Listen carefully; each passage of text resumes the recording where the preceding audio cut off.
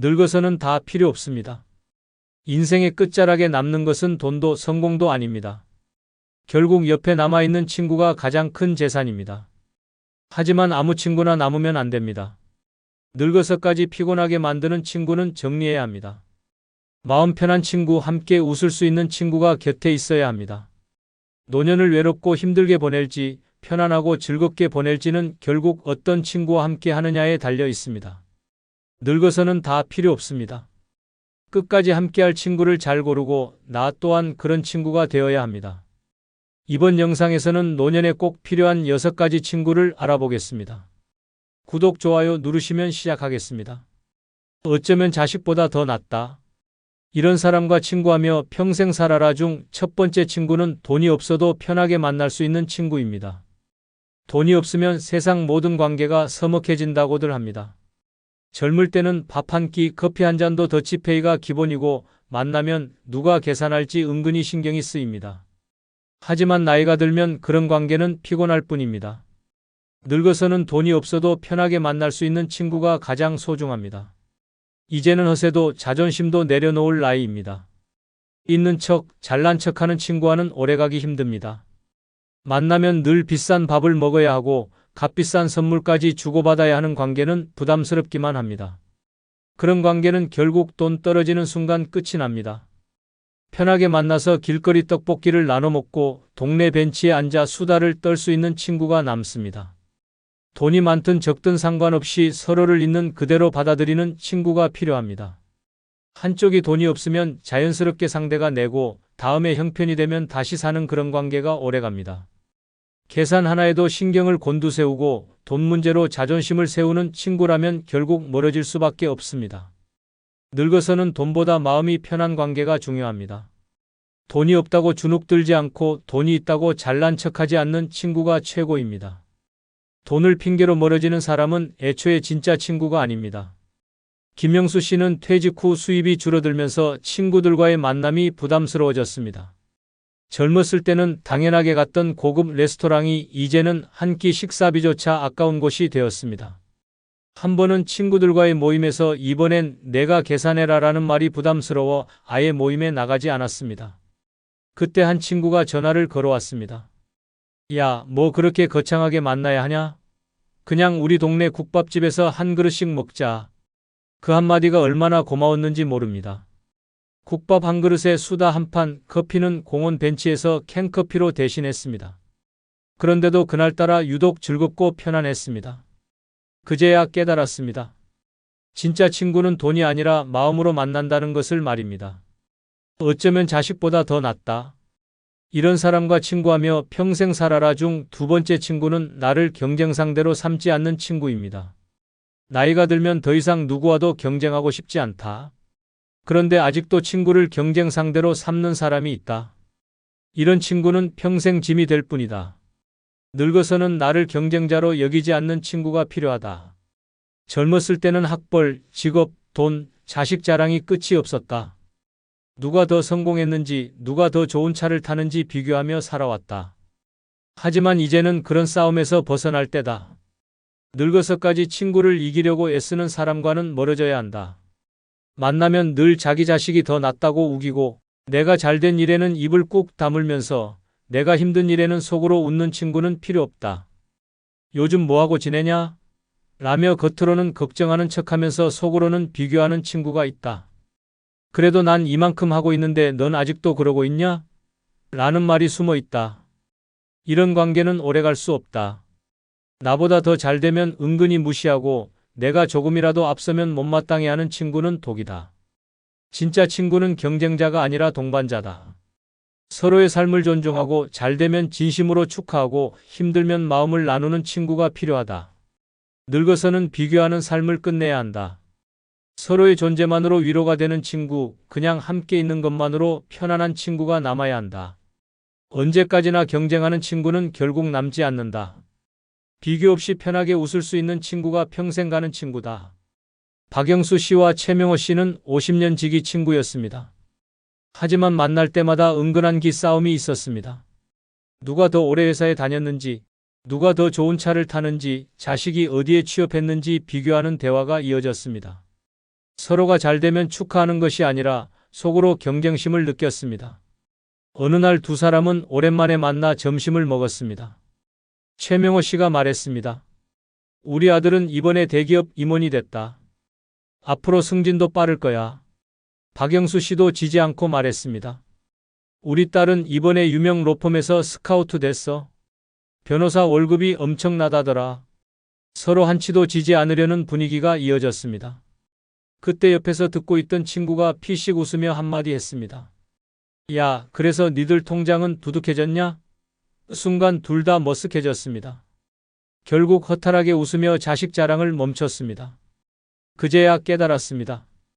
친구는 비교하고 경쟁하는 대상이 아니라 함께 늙어가며 웃을 수 있는 사람이라는 것을, 어쩌면 자식보다 더 낫다. 이런 사람과 친구하며 평생 살아라 중 세 번째 친구는 무리한 부탁을 하지 않는 친구입니다. 늙어서는 무리한 부탁을 하지 않는 친구가 최고입니다. 젊을 때는 친구를 위해 뭐든 해줄 것처럼 큰 소리 쳤지만 나이가 들면 사정이 달라집니다. 몸도 예전 같지 않고 경제적 여유도 줄어드는데 염치 없이 부담만 주는 친구는 더 이상 필요 없습니다. 야, 이번에 우리 아들 취업 좀 도와줘라. 내 차 좀 며칠만 쓰자. 너네 집에 방 하나 비지? 한동안 지내면 안 되냐? 이런 부탁을 아무렇지도 않게 하는 사람이 있습니다. 거절하면 서운해하고 들어주면 끝도 없습니다. 한두 번 부탁을 들어줬다고 계속 요구하는 친구는 이제 정리할 때입니다. 진짜 친구라면 부담 주지 않습니다. 서로 형편을 이해하고 무리한 요구 없이 적당한 거리를 유지하는 친구가 오래갑니다. 오랜 친구라면서 우리가 남이냐? 라는 말로 은근히 강요하는 사람은 결국 이용할 생각뿐입니다. 이런 친구는 늙어서까지 스트레스를 줍니다. 친구는 평생을 함께하는 소중한 존재입니다. 하지만 무리한 부탁을 밥 먹듯이 하는 사람은 친구가 아니라 짐입니다. 늙어서는 도움을 주고받아야 하는 관계가 아니라 서로의 짐을 덜어주는 관계가 남아야 합니다. 부탁을 당연하게 여기는 사람은 떠나보내고 가벼운 마음으로 함께할 수 있는 친구를 곁에 두는 것이 현명합니다. 김영수 씨는 30년 지기 친구 박철호 씨 때문에 골머리를 앓았습니다. 처음에는 사소한 부탁이었습니다. 야, 이번에 병원 가야 하는데 내 차 좀 잠깐 쓰면 안 되냐? 영수 씨는 아무렇지 않게 차 키를 건넸습니다. 하지만 한 번이 두 번이 되고 세 번이 되면서 일이 커졌습니다. 어느 날 철호 씨가 또 연락했습니다. 야, 나 급한데 내 차 좀 한 달만 쓰면 안 되냐? 영수 씨는 황당했습니다. 거절하려고 하자 철호 씨가 서운하다는 듯이 말했습니다. 야, 우리가 남이냐? 이 정도도 못 해주냐? 순간 화가 치밀었지만 참았습니다. 결국 영수 씨는 결심했습니다. 미안한데 나도 내 차 필요해. 철호 씨는 그제야 헛기침을 하며 물러섰습니다. 그 후로 연락이 뜸해졌습니다. 그제야 깨달았습니다. 친구는 서로를 이용하는 관계가 아니라 부담 없이 함께할 수 있는 사람이라는 것을, 어쩌면 자식보다 더 낫다. 이런 사람과 친구하며 평생 살아라 중 네 번째 친구는 감정 기복이 심하지 않은 친구입니다. 늙어서는 감정 기복이 심하지 않은 친구가 최고입니다. 젊을 때는 감정이 오락가락해도 이해하고 넘어갔지만 나이가 들면 그런 감정 소모가 너무 지칩니다. 만나기 전부터 오늘은 또 기분이 어떤지 살펴야 하는 친구, 언제 어디서 폭발할지 몰라 늘 조심해야 하는 친구는 이제 정리해야 합니다. 언제는 세상 다 준 것처럼 친절하다가 언제는 사소한 일에도 버럭 화를 내는 친구가 있습니다. 기분 좋을 때는 반갑게 웃다가도 기분 나쁘면 연락조차 씹어버립니다. 이런 친구와 오래 지내면 결국 피곤해집니다. 나이가 들면 평온한 사람이 옆에 있어야 합니다. 조용히 곁을 지켜주고 감정을 컨트롤할 줄 아는 친구가 필요합니다. 감정 기복이 심한 친구는 남 탓을 잘합니다. 자기 기분이 안 좋은 날에는 뜬금없이 싸움을 걸고 섭섭하다고 연락을 끊습니다. 하지만 정작 본인은 아무렇지 않게 다시 나타납니다. 이런 관계를 유지하는 것은 감정적으로 소모적일 뿐입니다. 진짜 친구는 늘 한결같습니다. 감정에 휘둘리지 않고 좋은 날이든 나쁜 날이든 비슷한 템포로 대화할 수 있는 친구가 남아야 합니다. 늙어서는 감정이 롤러코스터처럼 오르락내리락 하는 사람보다 묵묵히 옆에서 편안함을 주는 친구가 가장 소중합니다. 이명수 씨는 오랜 친구 박철민 씨 때문에 피곤했습니다. 철민 씨는 기분이 좋을 때는 한없이 친절했습니다. 야, 내가 맛있는 거 사줄게. 하며 호탕하게 웃었지만 기분이 나쁠 때는 사소한 말에도 버럭 화를 냈습니다. 어느 날 둘이 함께 점심을 먹고 있었습니다. 명수 씨가 무심코 말했습니다. 요즘 얼굴 좋아 보인다. 갑자기 철민 씨의 얼굴이 굳었습니다. 그럼 전에는 초라해 보였다는 거냐? 싸늘한 분위기가 감돌았습니다. 어색해진 명수 씨가 농담으로 넘기려 하자 철민 씨는 식사를 마치자마자 가버렸습니다. 며칠 뒤 아무렇지도 않게 전화가 왔습니다. 야, 저번에 내가 좀 예민했지? 이번 주에 밥이나 먹자. 명수 씨는 순간 한숨이 나왔습니다. 이런 감정 기복을 계속 받아줘야 하나 싶었습니다. 그제야 깨달았습니다. 진짜 친구는 감정에 따라 사람을 들었다 놨다 하지 않는다는 것을. 어쩌면 자식보다 더 낫다. 이런 사람과 친구하며 평생 살아라 중 5번째 친구는 돈이 없어도 편하게 만날 수 있는 친구입니다. 늙어서는 다툰 뒤에도 쉽게 풀어지는 친구가 최고입니다. 젊을 때는 자존심이 세서 쉽게 화해하지 못했지만 나이가 들면 사소한 감정 싸움조차 버겁습니다. 한번 싸우면 끝까지 등을 돌리고 섭섭한 마음을 곱씹으며 삭해야 하는 친구는 이제 정리해야 합니다. 내가 먼저 연락하면 지는 거야. 이렇게 생각하는 순간 그 관계는 오래가지 않습니다.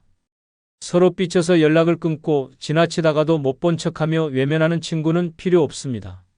늙어서는 자존심보다 편안함이 더 중요합니다.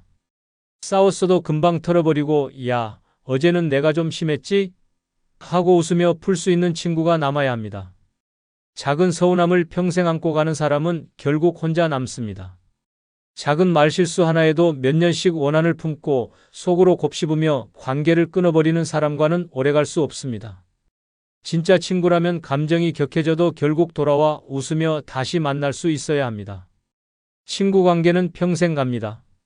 하지만 한번 다투면 끝을 보는 사람과는 오래갈 수 없습니다. 늙어서는 서로의 실수를 쉽게 넘길 수 있는 친구, 서운함을 빨리 잊고 다시 웃을 수 있는 친구가 가장 소중합니다. 마음을 가볍게 해주는 친구가 평생 가는 친구입니다. 김정수 씨와 박영민 씨는 40년 지기 친구였습니다. 하지만 한번 다투면 서로 연락을 끊고 몇 달씩 얼굴을 보지 않았습니다. 어느 날 두 사람은 사소한 말다툼을 했습니다. 야, 넌 맨날 똑같은 옷만 입고 다닌다. 영민 씨가 장난처럼 던진 말이었습니다. 하지만 정수 씨는 기분이 상했습니다. 뭐? 내가 뭔데 내 패션을 평가하냐? 그 말싸움이 커졌고 결국 각자 화가 난 채 헤어졌습니다. 몇 달이 지나도록 연락이 없었습니다. 그러다 우연히 동네에서 마주쳤습니다. 어색한 분위기 속에서 영민 씨가 먼저 입을 열었습니다. 야, 아직도 삐쳤냐? 그럼 이번엔 내가 내 옷 좀 골라줘라. 정수 씨는 피식 웃었습니다. 그래, 너도 좀 신경 써라. 그렇게 두 사람은 다시 자연스럽게 대화를 이어갔습니다. 그제야 깨달았습니다. 친구란 자존심을 세우는 관계가 아니라 작은 일은 빨리 털어버리고 함께 웃을 수 있는 존재라는 것을. 어쩌면 자식보다 더 낫다. 이런 사람과 친구하며 평생 살아라 중 6번째 친구는 돈이 없어도 편하게 만날 수 있는 친구입니다. 늙어서는 다 필요 없다. 이런 사람과 친구하며 평생 살아라. 늙어서는 건강을 챙겨주는 친구가 최고입니다. 젊을 때는 밤새 술 마시고 무리하게 놀아도 끄떡없었지만 이제는 사소한 감기 하나에도 며칠을 알아눕습니다. 이 나이에 몸 망가지는 건 한순간입니다. 건강보다 중요한 것은 없습니다. 그런데도 몸 생각 안 하고 여전히 술과 기름진 음식만 권하는 친구, 병원에 가라 하면 에이, 괜찮아 하고 버티는 친구와는 이제 거리를 둬야 합니다. 야, 한 잔만 더 해. 운동은 무슨 운동이야? 그냥 푹 쉬어. 이런 말을 아무렇지 않게 하는 친구가 있습니다. 그런 친구 곁에 있다가는 건강까지 망가집니다. 진짜 친구라면 야, 건강검진은 받았냐? 이제 그만 마시고 물 좀 마셔라. 하고 챙겨줍니다. 몸이 아파 보이면 먼저 걱정해주고 괜히 무리하지 말라고 말리는 친구가 남아야 합니다. 건강을 신경 쓰지 않는 친구와 있으면 결국 내 몸도 망가집니다. 매일 기름진 음식 먹으며 이 나이에 그냥 즐기자라고 말하는 친구보다 산책이라도 나가자고 먼저 말하는 친구가 필요합니다. 서로를 챙겨주지 않으면 결국 병원 침대에서 후회하게 됩니다. 늙어서는 건강한 친구가 곁에 있어야 합니다. 병원 검진을 같이 가주고 무리하지 말라고 말려주고 조금이라도 이상하면 먼저 걱정해주는 친구가 진짜 친구입니다. 건강을 챙겨주는 친구가 곁에 있으면 오래 살고 편하게 늙을 수 있습니다. 박영수 씨와 김철호 씨는 30년 지기 친구였습니다. 하지만 두 사람의 생활 습관은 정반대였습니다. 영수 씨는 건강을 신경 쓰며 식단을 조절하고 꾸준히 운동했습니다. 반면 철호 씨는 이 나이에 뭐하러 관리하냐? 며 매일 기름진 음식에 술을 곁들였습니다. 어느 날 철호 씨가 연락했습니다. 야, 삼겹살에 소주 한잔 하자. 영수 씨가 말렸습니다. 야, 어제도 먹었잖아. 그냥 가볍게 산책이나 하자. 철호 씨는 투덜댔습니다. 너 재미없어졌다. 너무 몸살이는 거 아니냐? 하지만 몇 달 뒤 철호 씨가 병원 신세를 지게 됐습니다. 고혈압과 당뇨가 한꺼번에 찾아왔습니다. 입원한 철호 씨를 찾아간 영수 씨가 웃으며 말했습니다. 이제 내 말 들을 거냐? 철호 씨는 멋쩍게 웃으며 대답했습니다. 그래, 이제부터 내가 가자는 대로 갈게. 그제야 깨달았습니다. 친구는 함께 늙어가는 사람이 아니라 함께 건강하게 늙어가는 사람이라는 것을. 끝으로 구독과 좋아요는 무료이며 다음 영상을 가장 빠르게 보실 수 있습니다. 감사합니다. 엄마, 이번 주엔 못 갈 것 같아요. 바빠서요. 여보, 그냥 대충 먹으면 안 돼? 피곤해. 이제는 익숙한 말입니다. 자식은 바쁘고 남편은 무심하고 친구들은 각자 살기 바쁩니다. 평생 가족을 위해 희생했지만 결국 남는 건 나 혼자뿐입니다. 늙어서 남에게 기대면 실망만 남습니다. 노후는 누가 챙겨주지 않습니다. 자식도 남편도 친구도 결국 각자의 길을 갑니다. 늙기 전에 깨달아야 합니다. 남을 기대기보다 나를 먼저 챙겨야 합니다. 지금부터라도 나를 위한 삶을 시작해야 합니다. 이 5가지만 있다면 누구에게도 휘둘리지 않고 외로움에 무너지지도 않습니다. 남은 인생 오직 나를 위해 살아야 합니다. 이번 영상은 늙어서 자식, 남편, 친구보다 꼭 필요한 5가지를 알아보겠습니다. 구독, 좋아요 누르시면 시작하겠습니다. 자식, 남편, 친구 다 필요 없다.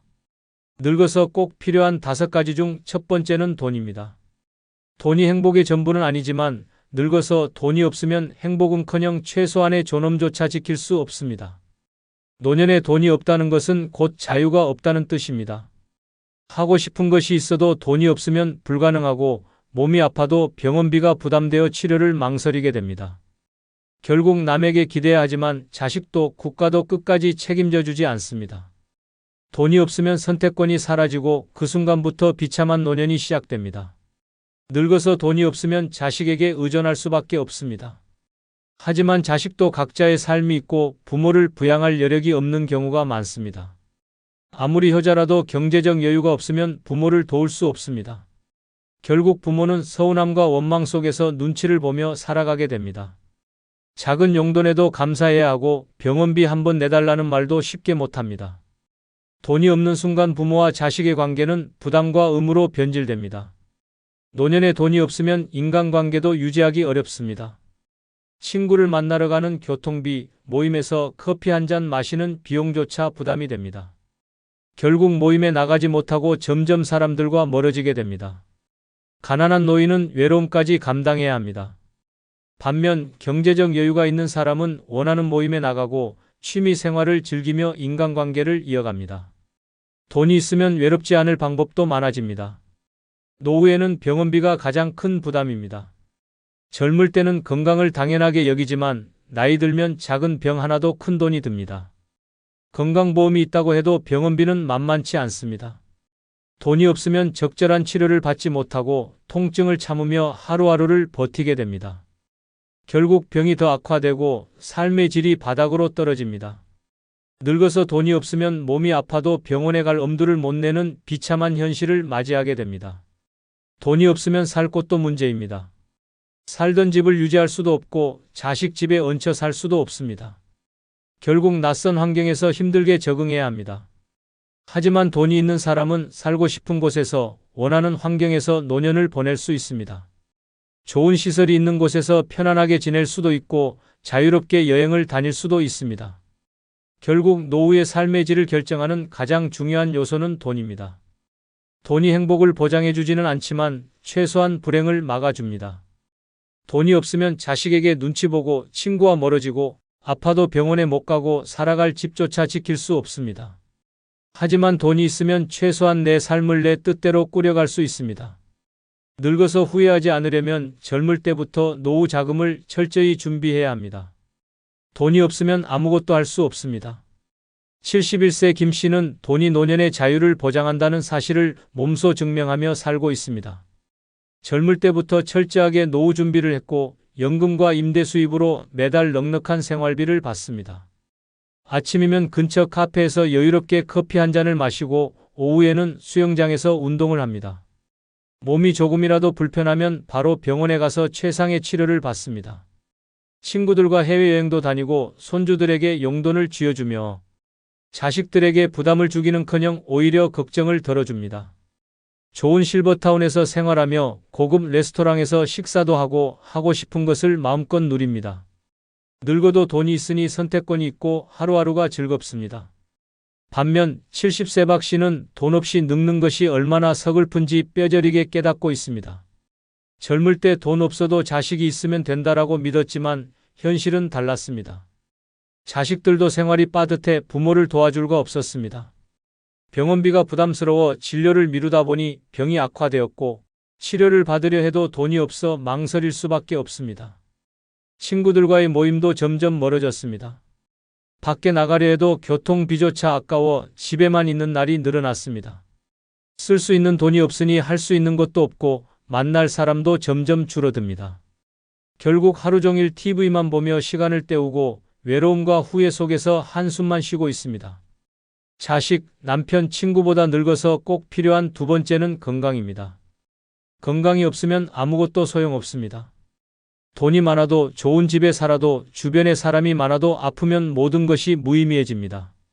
늙어서 건강을 잃으면 병원과 약이 삶의 전부가 되고 하고 싶은 것이 있어도 몸이 따라주지 않습니다. 결국 침대에 누워 남의 도움을 받아야 하고 자유도 사라집니다. 건강 없이 맞이하는 노년은 그야말로 지옥과 같습니다. 돈이 많아도 병든 몸으로는 누릴 수 없습니다. 세계 여행을 꿈꿨지만 다리가 아파 한 발짝도 못 나가고 맛있는 음식을 먹고 싶어도 소화가 안 돼 죽만 먹는다면 무슨 의미가 있겠습니까? 가족들과 시간을 보내고 싶어도 병원 신세를 지느라 침대에서 꼼짝 못하고 손주가 놀아달라고 해도 관절이 아파 움직일 수 없다면 얼마나 서글프겠습니까? 건강을 잃으면 모든 기회와 행복이 사라집니다. 건강을 잃으면 돈도 무용지물입니다. 병원비와 약값으로 돈이 술술 나가고 간병인을 쓰면 경제적 부담이 더욱 커집니다. 노후를 편히 살려고 모아둔 돈이 치료비로 사라지는 순간 돈이 많아도 무슨 소용이겠습니까? 결국 병원비 걱정에 제대로 치료도 못 받고 돈을 아끼려고 통증을 참으며 살아야 하는 상황이 옵니다. 건강이 없으면 돈도 노후의 자유도 모두 무너집니다.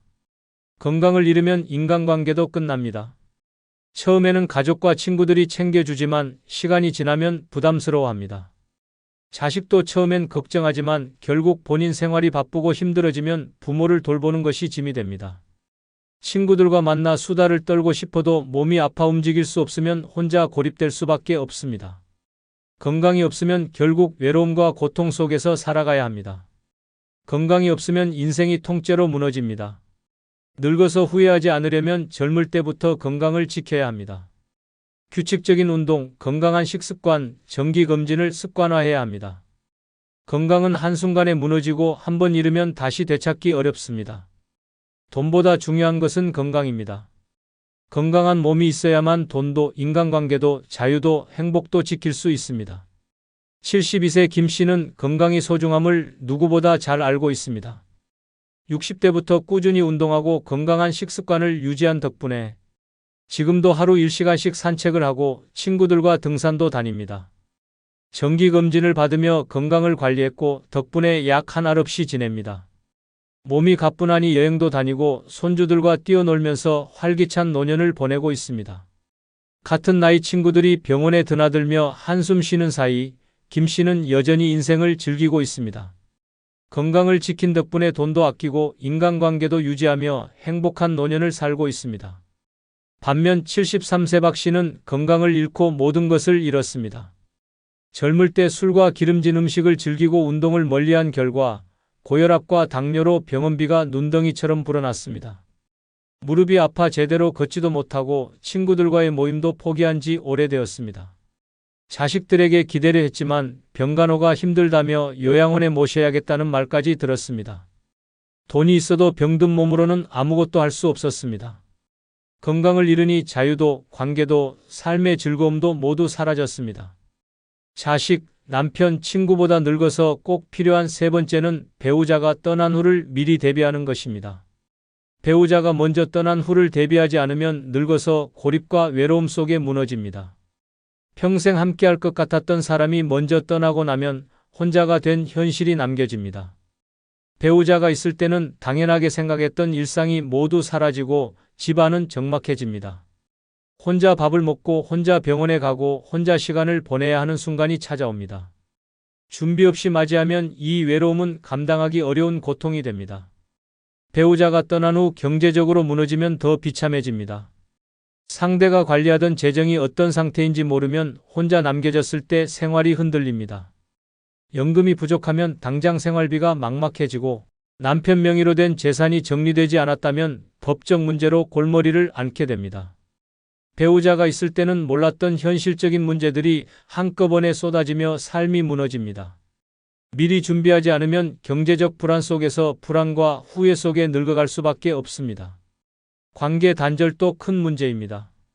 배우자와만 지내다 보면 다른 인간관계를 소홀히 하게 되고 배우자가 떠난 후에는 마땅히 의지할 곳이 없습니다. 친구를 만나러 나가는 것도 어색해지고 사회적 관계가 단절되면서 혼자 있는 시간이 늘어납니다. 외로움이 깊어지고 결국 우울증과 무기력 속에 갇히게 됩니다.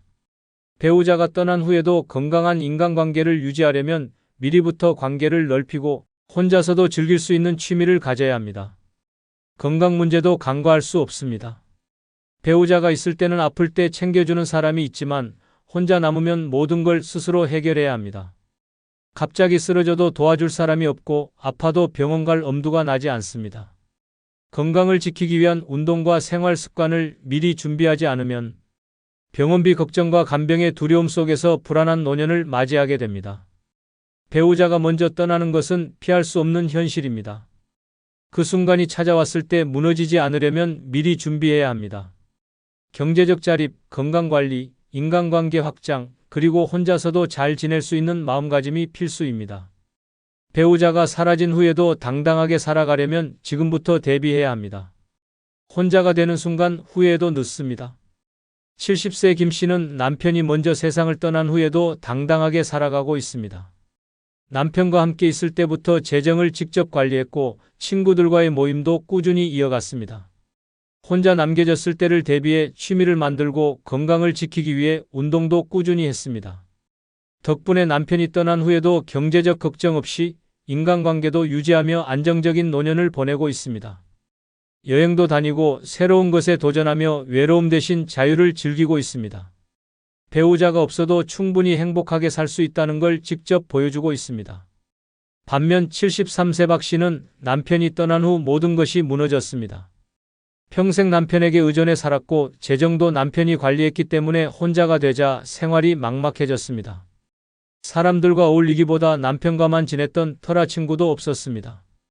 외출할 이유가 없어지면서 점점 우울해졌고 병원 갈 때조차 의지할 곳이 없었습니다. 결국 집에서 혼자 보내는 시간이 길어졌고 외로움과 후회 속에서 무기력하게 살아가고 있습니다. 미리 준비하지 않은 대가는 혹독했습니다. 자식, 남편, 친구보다 늙어서 꼭 필요한 네 번째는 취미입니다. 늙으면 자식도 남편도 친구도 다 소용없습니다. 결국 나를 지켜줄 것은 오직 나 자신뿐입니다. 사람들은 떠나고 몸은 예전 같지 않으며 혼자가 되는 날은 반드시 옵니다. 그때 가장 무서운 것은 적막과 무료함입니다. 심심하고 할 일이 없으면 인생이 무너집니다. 그 허무함이 사람을 병들게 하고 외로움이 깊어질수록 노년은 지옥이 됩니다. 그렇다면 이 지옥에서 벗어나는 방법은 무엇일까요? 답은 간단합니다. 취미가 있어야 합니다. 취미는 단순한 시간 때우기가 아닙니다. 취미는 삶을 다시 살아갈 이유를 만들어줍니다. 내일이 기대되지 않으면 오늘이 고통일 뿐입니다. 하지만 좋아하는 무언가가 있으면 아침에 눈을 뜨는 것이 설렙니다. 노년에 취미가 없으면 하루하루가 지루한 고통의 연속입니다. TV만 보다가 시간 보내고 멍하니 창밖만 바라보다가 하루가 끝납니다. 자식들은 바쁘고 친구들은 하나둘씩 떠나고 결국 혼자가 됩니다. 하지만 취미가 있으면 다릅니다. 꽃을 가꾸고 그림을 그리고 악기를 연주하고 책을 읽고 운동을 하면 혼자 있어도 전혀 외롭지 않습니다. 취미는 돈보다 값진 자산입니다. 노후가 행복한 사람들의 공통점은 취미가 있다는 것입니다. 취미는 단순한 놀이가 아닙니다. 삶을 채우는 힘입니다. 취미를 가지면 하루가 짧습니다. 심심할 틈이 없고 무엇을 하든 재미있습니다. 좋아하는 것을 하면서 성취감을 느끼고 치매도 예방되며 새로운 것을 배우면서 젊음을 유지할 수 있습니다. 남편이 없어도 자식이 찾아오지 않아도 친구가 하나도 없어도 괜찮습니다. 오히려 홀로 즐길 수 있는 취미가 있으면 자유롭습니다. 누구에게 의존하지 않고도 온전히 나를 위한 시간을 가질 수 있습니다. 늙어서 필요한 것은 사람이 아닙니다. 스스로를 즐겁게 만들 수 있는 취미입니다. 지금이라도 늦지 않았습니다. 노후가 불행하지 않으려면 취미부터 만들어야 합니다. 그냥 시간을 보내는 것이 아니라 진짜 즐길 수 있는 무언가를 찾아야 합니다. 남을 위한 삶이 아니라 나를 위한 삶을 살아야 합니다. 취미가 없는 노년은 버텨야 하는 시간이지만 취미가 있는 노년은 매일이 즐거운 축제가 됩니다. 70세 김영순 할머니는 남편과 사별하고 자식들도 독립하면서 혼자가 되었습니다. 처음에는 자유로운 것이 좋았지만 시간이 지나자 하루 종일 할 일이 없어서 우울해졌습니다. TV를 틀어도 재미가 없고 친구들을 만나도 이야기할 것이 없었습니다.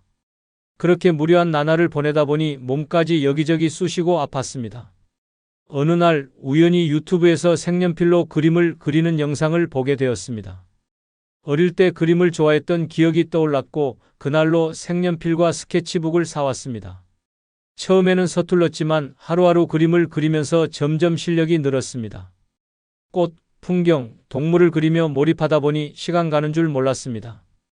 그림을 그리면서 우울함도 사라졌습니다. 완성된 그림을 보며 뿌듯함을 느꼈고 SNS에 올리면서 사람들과 소통하는 재미도 알게 되었습니다. 취미 하나가 생기자 하루가 짧아졌고 아침에 눈 뜨는 것이 설레기까지 했습니다. 자식들이 연락이 뜸해도 외롭지 않았고 친구들과 만나도 할 이야기가 넘쳐났습니다. 자식, 남편, 친구보다 늙어서 꼭 필요한 다섯 번째는 이기심입니다. 늙어서 가장 필요한 것은 이기심입니다. 평생 남만 챙기고 자식 뒷바라지하고 남편을 위해 희생했다면 이제는 끝입니다. 남은 인생은 오직 나를 위해 살아야 합니다. 착하게만 살다 보면 결국 늙어서 홀로 남겨지고 희생했던 사람들은 다 떠납니다. 그제야 깨닫습니다. 결국 나를 챙기는 건 나 자신뿐이라는 사실을 말입니다. 노년이 불행한 사람들의 공통점은 지나치게 남을 신경 쓴다는 것입니다. 자식이 연락을 안 하면 서운하고 남편이 무심하면 외롭고 친구가 소원해지면 섭섭합니다. 하지만 그들은 내가 그렇게까지 신경 쓰는지조차 모릅니다. 왜냐하면 각자 바쁘고 자기 인생을 사느라 정신이 없기 때문입니다. 그래서 늙어서 행복하려면 남보다는 나를 먼저 생각해야 합니다. 이기적인 삶은 절대 나쁜 것이 아닙니다. 오히려 늙어서까지 남에게 기대고 의존하는 것이 더 불행한 길입니다. 자식들이 명절에 오든 말든 친구가 연락하든 말든 신경 쓰지 말아야 합니다. 그 시간에 내가 좋아하는 것을 하고 먹고 싶은 것을 먹으며 가고 싶은 곳을 가야 합니다. 남이 아닌 나에게 맞춰야 합니다. 노년에 이기적이지 않으면 어떻게 될까요? 자식이 찾지 않으면 우울해지고 남편이 무관심하면 쓸쓸해지고 친구가 멀어지면 상처받습니다. 하지만 이기적인 사람은 다릅니다. 남이 없어도 상관없습니다. 혼자서도 잘 지내고 스스로를 즐겁게 만들 줄 압니다. 남의 기분보다 내 기분이 중요하고 남의 일정보다 내 일정이 먼저입니다. 이제는 나를 먼저 챙겨야 합니다. 평생 가족을 위해 희생했다면 이제 그 빚을 돌려받아야 합니다. 눈치 보지 말고 사고 싶은 것 사고 가고 싶은 곳 가고 하고 싶은 것을 해야 합니다. 자식 뒷바라지는 끝났고 남편 걱정도 끝났습니다. 이제는 오직 나만을 위한 시간입니다. 늙어서까지 남의 눈치를 보면 결국 나만 손해입니다. 이기적인 사람만이 노년에 자유롭습니다. 나를 먼저 생각하는 순간 진짜 행복이 찾아옵니다. 65세 이정숙 씨는 평생 남편과 자식들을 위해 살았습니다. 남편은 무뚝뚝했고 자식들은 크자마자 자기들 살기 바빴습니다. 명절에 겨우 얼굴 한번 보고 전화 한 통 없는 날이 더 많았습니다. 그래도 가족이니까 이해해야 한다고 생각했지만 문득 이런 생각이 들었습니다. 나는 도대체 누구를 위해 살고 있는 걸까? 그날부터 이정숙 씨는 달라졌습니다. 자식들에게 먼저 연락하는 걸 멈췄고 남편의 식사도 챙기지 않았습니다. 대신 그동안 해보고 싶었던 것들을 시작했습니다. 요가를 배우고 카페에서 커피를 마시고 혼자 여행을 떠났습니다. 처음엔 남편이 투덜거렸지만 이제는 신경 쓰지 않았습니다. 남편이 뭐라 하든 자식들이 바쁘든 상관없었습니다. 시간이 지나자 놀라운 변화가 생겼습니다. 자식들이 오히려 먼저 연락하기 시작했고 남편도 밥 한 끼 같이 먹자고 했습니다. 하지만 이제는 그들에게 맞추지 않았습니다. 내가 바쁘니까 다음에 보자라는 말이 입에 붙었습니다. 그렇게 살다 보니 속이 후련했고 혼자 있는 시간이 더 즐거웠습니다. 이제 이정숙 씨는 남편도 자식도 친구도 필요 없습니다. 오직 자신을 위해 살기로 했습니다. 그제야 비로소 진짜 행복이 찾아왔습니다. 끝으로 구독, 좋아요 부탁드립니다. 항상 건강하시고 행복하시길 기원합니다. 감사합니다. 노화는 피할 수 없지만 건강하게 늙는 것은 선택입니다. 평생을 열심히 살아온 당신, 남은 인생을 병상에서 보내고 싶습니까? 노년의 삶은 건강관리에 따라 천국과 지옥으로 나뉩니다. 젊을 때야 조금 무리해도 견딜 수 있지만 나이가 들수록 작은 습관 하나가 생사를 가를 수도 있습니다. 에이, 별일 없겠지라고 넘기다 보면 어느 순간 몸이 무너지고 건강을 되찾기엔 너무 늦어집니다. 문제는 우리가 흔히 저지르는 사소한 습관들이 수명을 쭉쭉 단축시키고 있다는 사실입니다. 이번 영상에서는 노년의 수명을 쭉쭉 단축시키는 5가지 나쁜 습관에 대해서 설명드리겠습니다. 구독, 좋아요 누르시면 시작하겠습니다. 노년의 수명을 쭉쭉 단축시키는 나쁜 습관 중 첫 번째는 스트레스를 계속 쌓아두는 습관입니다. 스트레스를 계속 쌓아두는 습관은 노년의 건강을 무너뜨리는 가장 무서운 적입니다. 마음속에 쌓인 스트레스는 단순한 짜증이 아니라 몸을 갉아먹는 독과 같습니다. 아이고, 내가 참아야지. 어쩌겠어? 라고 생각하며 참고 또 참다 보면 어느새 가슴이 답답하고 머리가 지끈거리고 잠도 오지 않습니다. 그런데도 괜찮다고 스스로를 속이며 버티면 결국 몸이 먼저 비명을 지릅니다. 스트레스가 쌓이면 혈압이 오르고 심장은 과부하에 걸립니다. 끊임없는 긴장 상태는 혈관을 좁아지게 만들고 심하면 심장마비나 뇌졸중으로 이어질 수도 있습니다. 아, 왜 이렇게 가슴이 답답하지? 라며 가슴을 쓸어내리던 순간 쓰러져 병원으로 실려가는 일은 결코 남의 이야기가 아닙니다. 면역력도 스트레스에 약합니다. 계속해서 신경을 곤두세우고 살면 몸속 면역세포들이 지쳐버립니다. 결국 작은 감기에도 쉽게 걸리고 상처 하나도 쉽게 낫지 않게 됩니다. 암 발생률도 높아진다고 하니 스트레스를 방치하는 것은 스스로에게 벌을 주는 것이나 마찬가지입니다. 잠도 제대로 자지 못하게 됩니다. 이 생각 저 생각에 머리가 복잡해서 도저히 못 자겠어라는 말 한 번쯤 해본 적 있을 것입니다. 스트레스는 뇌를 각성 상태로 만들어 숙면을 방해합니다. 깊은 잠을 못 자면 몸은 회복할 기회를 잃고 피로가 쌓여 다음 날도 힘든 악순환이 반복됩니다. 이런 상태가 지속되면 기억력 감퇴는 물론 치매 위험도 커집니다. 소화도 엉망이 됩니다. 신경이 날카로워지면 위산 분비가 증가하고 위벽이 손상되어 속이 쓰리고 더부룩한 증상이 계속됩니다. 요즘 왜 이렇게 속이 불편한지 모르겠어라고 고민하면서도 스트레스를 관리하지 않으면 위궤양이나 과민성, 대장 증후군으로까지 이어질 수 있습니다. 무엇보다 무서운 것은 스트레스가 계속되면 삶의 의욕 자체가 사라진다는 점입니다. 사는 게 뭔가 허무해라는 생각이 들 때가 있다면 이미 신호가 온 것입니다. 아무것도 하기 싫고 만사가 귀찮아지고 사람들과 어울리는 것도 피하게 됩니다. 그렇게 점점 고립되면 우울증이 찾아오고 이는 다시 건강을 악화시키는 악순환을 만듭니다. 스트레스를 줄이는 것은 단순히 기분을 좋게 하는 것이 아닙니다. 그것은 생존의 문제입니다. 감정을 쌓아두지 말고 속에 있는 말을 털어놓아야 합니다. 아, 나 진짜 속상해라고 소리 내어 말하는 것만으로도 마음이 한결 가벼워질 수 있습니다. 운동을 하거나 노래를 부르거나 취미 활동을 하면서 스트레스를 풀어야 합니다. 그렇지 않으면 그 스트레스가 결국 내 몸을 공격할 것입니다. 더 이상 참지 말아야 합니다. 괜찮아, 그냥 넘기자라는 말 대신 이제라도 나를 위해 스트레스를 풀어야겠다라고 생각해야 합니다. 건강한 노년을 보내기 위해서라도 스트레스를 쌓아두는 습관은 당장 버려야 합니다. 70대의 김 씨는 평생 가족을 위해 참고 또 참으며 살아왔습니다. 자식들이 속을 썩여도 배우자가 무심해도 내가 참아야지라며 속으로 사겼습니다. 그러던 어느 날 갑자기 가슴이 답답하고 숨이 차올랐습니다. 이러다 죽는 거 아냐? 라는 불안감이 엄습했고 결국 쓰러져 병원에 실려갔습니다. 진단 결과는 극심한 스트레스로 인한 고혈압과 심장질환이었습니다.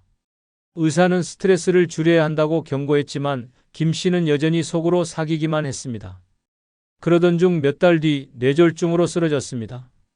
의식을 되찾았지만 한쪽 몸이 마비되어 예전처럼 움직일 수 없었습니다. 그때 그냥 다 털어놓을 걸 김 씨는 후회했지만 이미 늦었습니다. 몸이 망가지고 나서야 쌓아둔 스트레스가 독이었다는 걸 깨달았습니다. 참는 것이 미덕이 아니라는 것을 뒤늦게 깨달았지만 되돌릴 수는 없었습니다. 노년의 수명을 쭉쭉 단축시키는 나쁜 습관 중 두 번째는 잠자는 시간을 불규칙하게 유지하는 습관입니다. 잠자는 시간을 불규칙하게 유지하는 습관은 노년의 건강을 갉아먹는 가장 위험한 적입니다. 에이, 나이 들면 원래 잠이 줄어드는 거야 라며 대수롭지 않게 넘긴다면 큰일입니다. 매일 다른 시간에 잠자리에 들고 새벽까지 TV를 보거나 스마트폰을 만지작거리다 보면 몸은 점점 망가집니다. 불규칙한 수면은 생체 리듬을 완전히 뒤흔들어 놓습니다. 낮에는 비몽사몽, 밤에는 말똥말똥한 상태가 반복되면서 피로가 쌓입니다. 아, 왜 이렇게 몸이 무겁지?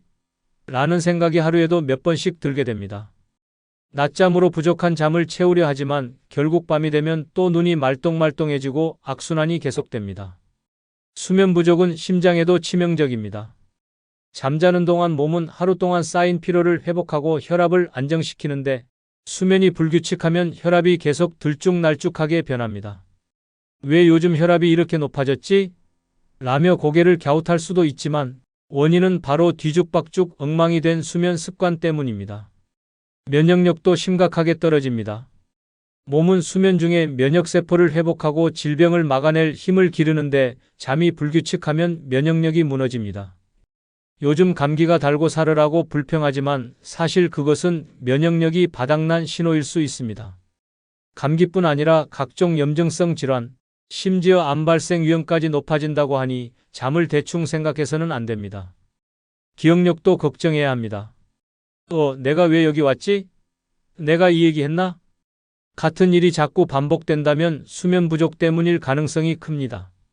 수면 중에는 뇌가 하루 동안 입력된 정보를 정리하고 저장하는데 잠이 부족하거나 일정하지 않으면 기억이 뒤죽박죽됩니다. 심하면 치매 위험까지 높아지므로 절대 가볍게 넘겨선 안 됩니다. 근데 밤에 눈이 안 감기는데 어쩌라고? 라고 반문할 수도 있습니다. 하지만 그 이유도 결국 불규칙한 수면 습관 때문입니다. 매일 같은 시간에 자고 일어나는 습관을 들이면 몸이 자연스럽게 수면 신호를 보내지만 들쭉날쭉한 생활을 하면 몸이 언제 자야 할지 혼란을 느낍니다.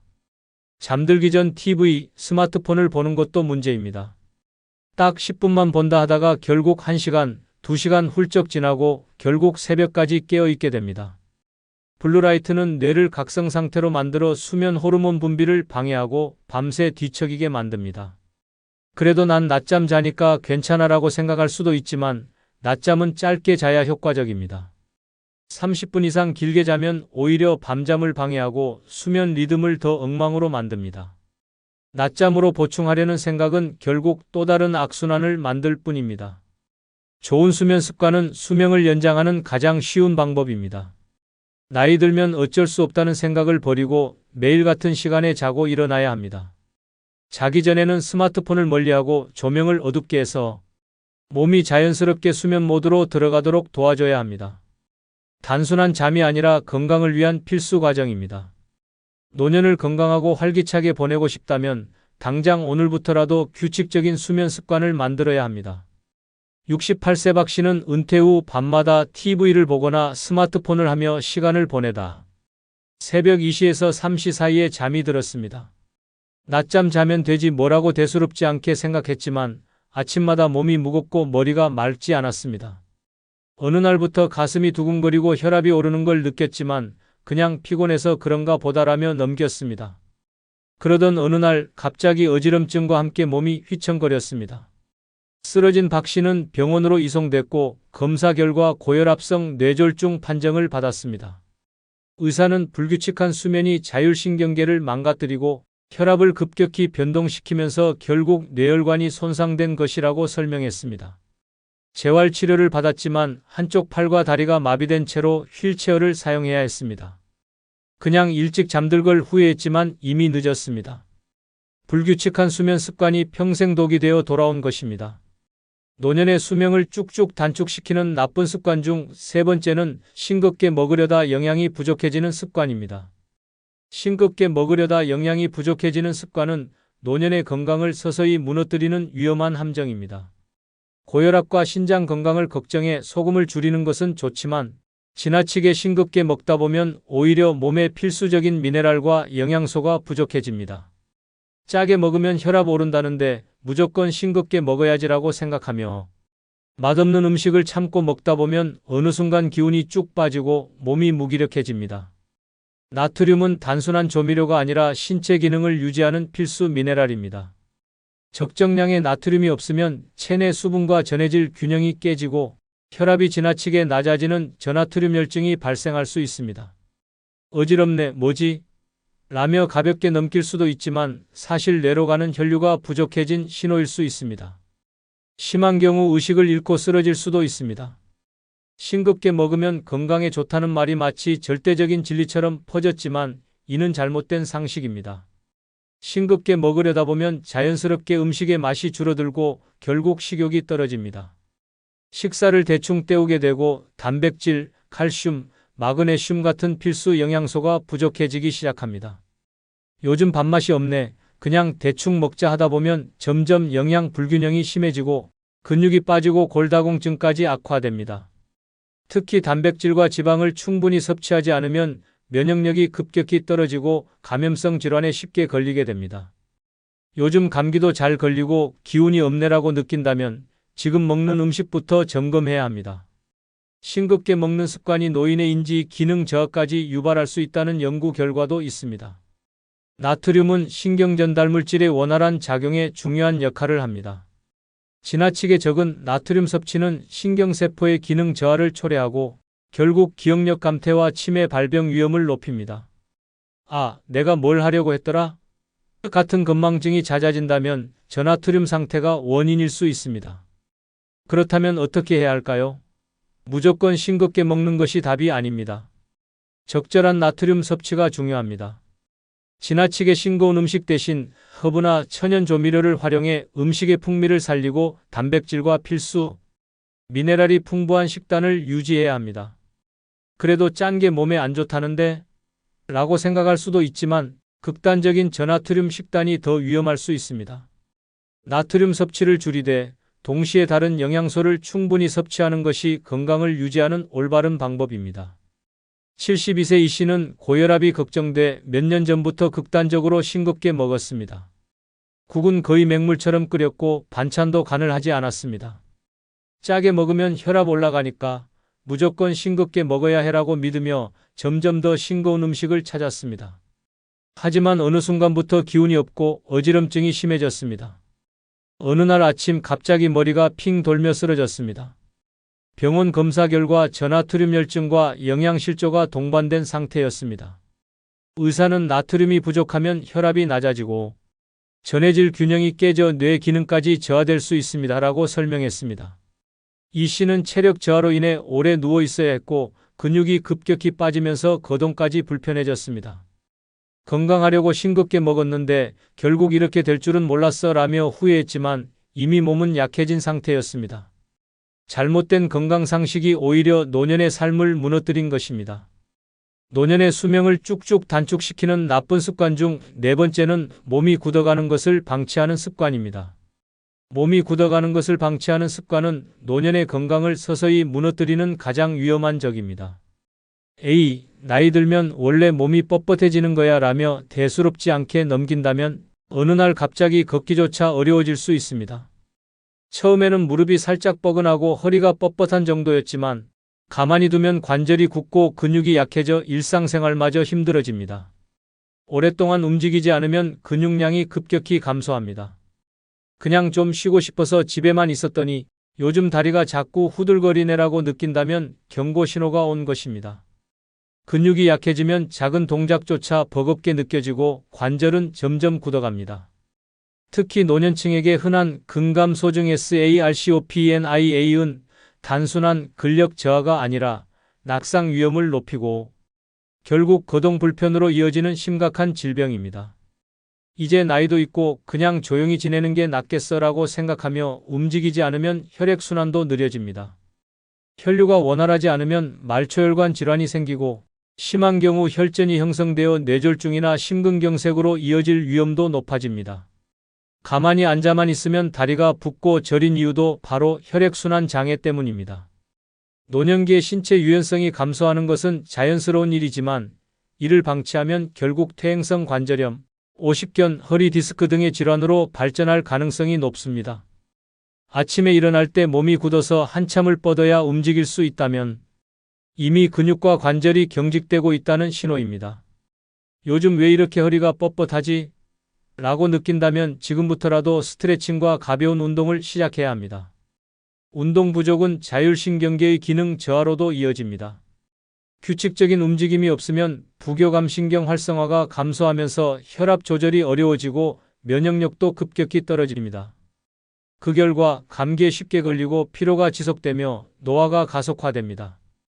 요즘 몸이 축 처지고 피곤이 안 풀리네라고 생각된다면 하루에 단 10분이라도 몸을 움직이는 것이 필요합니다. 이제 와서 운동한다고 뭐가 달라지겠어? 라고 체념하는 순간 신체 기능은 더욱 빠르게 악화됩니다. 움직이지 않는 습관은 단순히 몸이 굳어지는 것을 넘어 결국 침대에 누워 지내는 삶으로 이어질 수 있습니다. 반대로 가벼운 스트레칭, 걷기, 관절 운동을 꾸준히 하면 신체 유연성과 근력이 회복되고 건강한 노년을 유지할 수 있습니다. 그래도 어떻게 시작해야 할지 모르겠어 라고 고민된다면 하루 5분씩 몸을 푸는 것부터 시작하면 됩니다. 아침에 일어나 가볍게 기지개를 켜고 의자에 앉은 채 다리를 들어 올려보는 것만으로도 큰 변화가 생깁니다. 운동은 젊은 사람들만 하는 거야 라는 잘못된 생각을 버리고 내 몸을 위해 움직이는 습관을 만들어야 합니다. 건강한 노년을 위해 가장 중요한 것은 바로 멈추지 않는 것입니다. 75세 정 씨는 퇴직 후 특별한 운동 없이 집에서 TV만 보며 지냈습니다. 괜히 움직였다가 다치면 어쩌나라는 걱정에 점점 외출도 줄어들었고 하루 종일 소파에 앉아 시간을 보냈습니다. 처음에는 조금 뻐근한 정도였지만 어느 날부터 허리와 무릎이 점점 아프고 다리가 쉽게 붓기 시작했습니다. 어느 날 욕실에서 균형을 잃고 그대로 넘어졌습니다. 병원 검사 결과 근감소증과 퇴행성 관절염이 진행되어 근력이 약해진 상태였습니다. 의사는 근육이 줄면 낙상 위험이 높아지고 한번 넘어진 후에는 회복이 더 어렵습니다라고 경고했습니다. 정 씨는 결국 오래 걸을 수 없게 되어 보행 보조기를 사용해야 했습니다. 그때라도 좀 움직일 걸 후회했지만 이미 몸은 굳어버린 뒤였습니다. 가만히 있으면 안전할 줄 알았지만 결국 그게 가장 위험한 선택이었습니다. 노년의 수명을 쭉쭉 단축시키는 나쁜 습관 중 5번째는 몸이 아파도 참기만 하는 습관입니다. 몸이 아파도 참기만 하는 습관은 노년의 건강을 무너뜨리는 가장 위험한 행동입니다. 나이 들면 여기저기 쑤시는 건 당연한 거야 라며 가볍게 넘기다 보면 어느 순간 병이 깊어져 돌이킬 수 없는 상황이 됩니다. 작은 통증이 곧 사라질 거라며 무시하다가 결국 병원에 실려가는 일이 한순간에 벌어질 수 있습니다. 통증은 몸이 보내는 경고 신호입니다. 조금만 참으면 괜찮아지겠지라고 버티다가 병을 키우는 경우가 많습니다. 특히 심장 쪽에서 가슴이 답답하거나 쥐어짜는 듯한 통증이 느껴진다면 협심증이나 심근경색의 전조일 수 있습니다. 에이, 소화가 좀 안 돼서 그런가? 라고 넘겼다가 심장마비로 응급실에 실려가는 사례가 흔합니다. 관절이나 허리 통증도 마찬가지입니다. 나이 들면 다들 무릎 아프대 그냥 참고 살아야지라고 버티다가 퇴행성 관절염, 척추 협착증이 악화되는 경우가 많습니다. 초기에 치료하면 간단한 약물 치료로 해결될 수도 있지만 방치하면 결국 수술까지 가야 합니다. 이제는 계단 오르는 것도 힘들어라고 후회해봐야 이미 늦은 경우가 많습니다. 괜히 병원 가봤자 약이나 주겠지라며 미루는 것도 위험합니다. 특히 노년층에서 흔한 위암, 대장암 같은 질환은 초기에는 가벼운 소화불량이나 배탈처럼 느껴질 수 있습니다. 며칠 있으면 나아지겠지라고 참다 보면 병이 이미 손쓸 수 없는 단계로 진행되기 쉽습니다. 조기에 발견하면 치료할 수 있는 병도 방치하면 생명을 위협하는 무서운 병이 됩니다.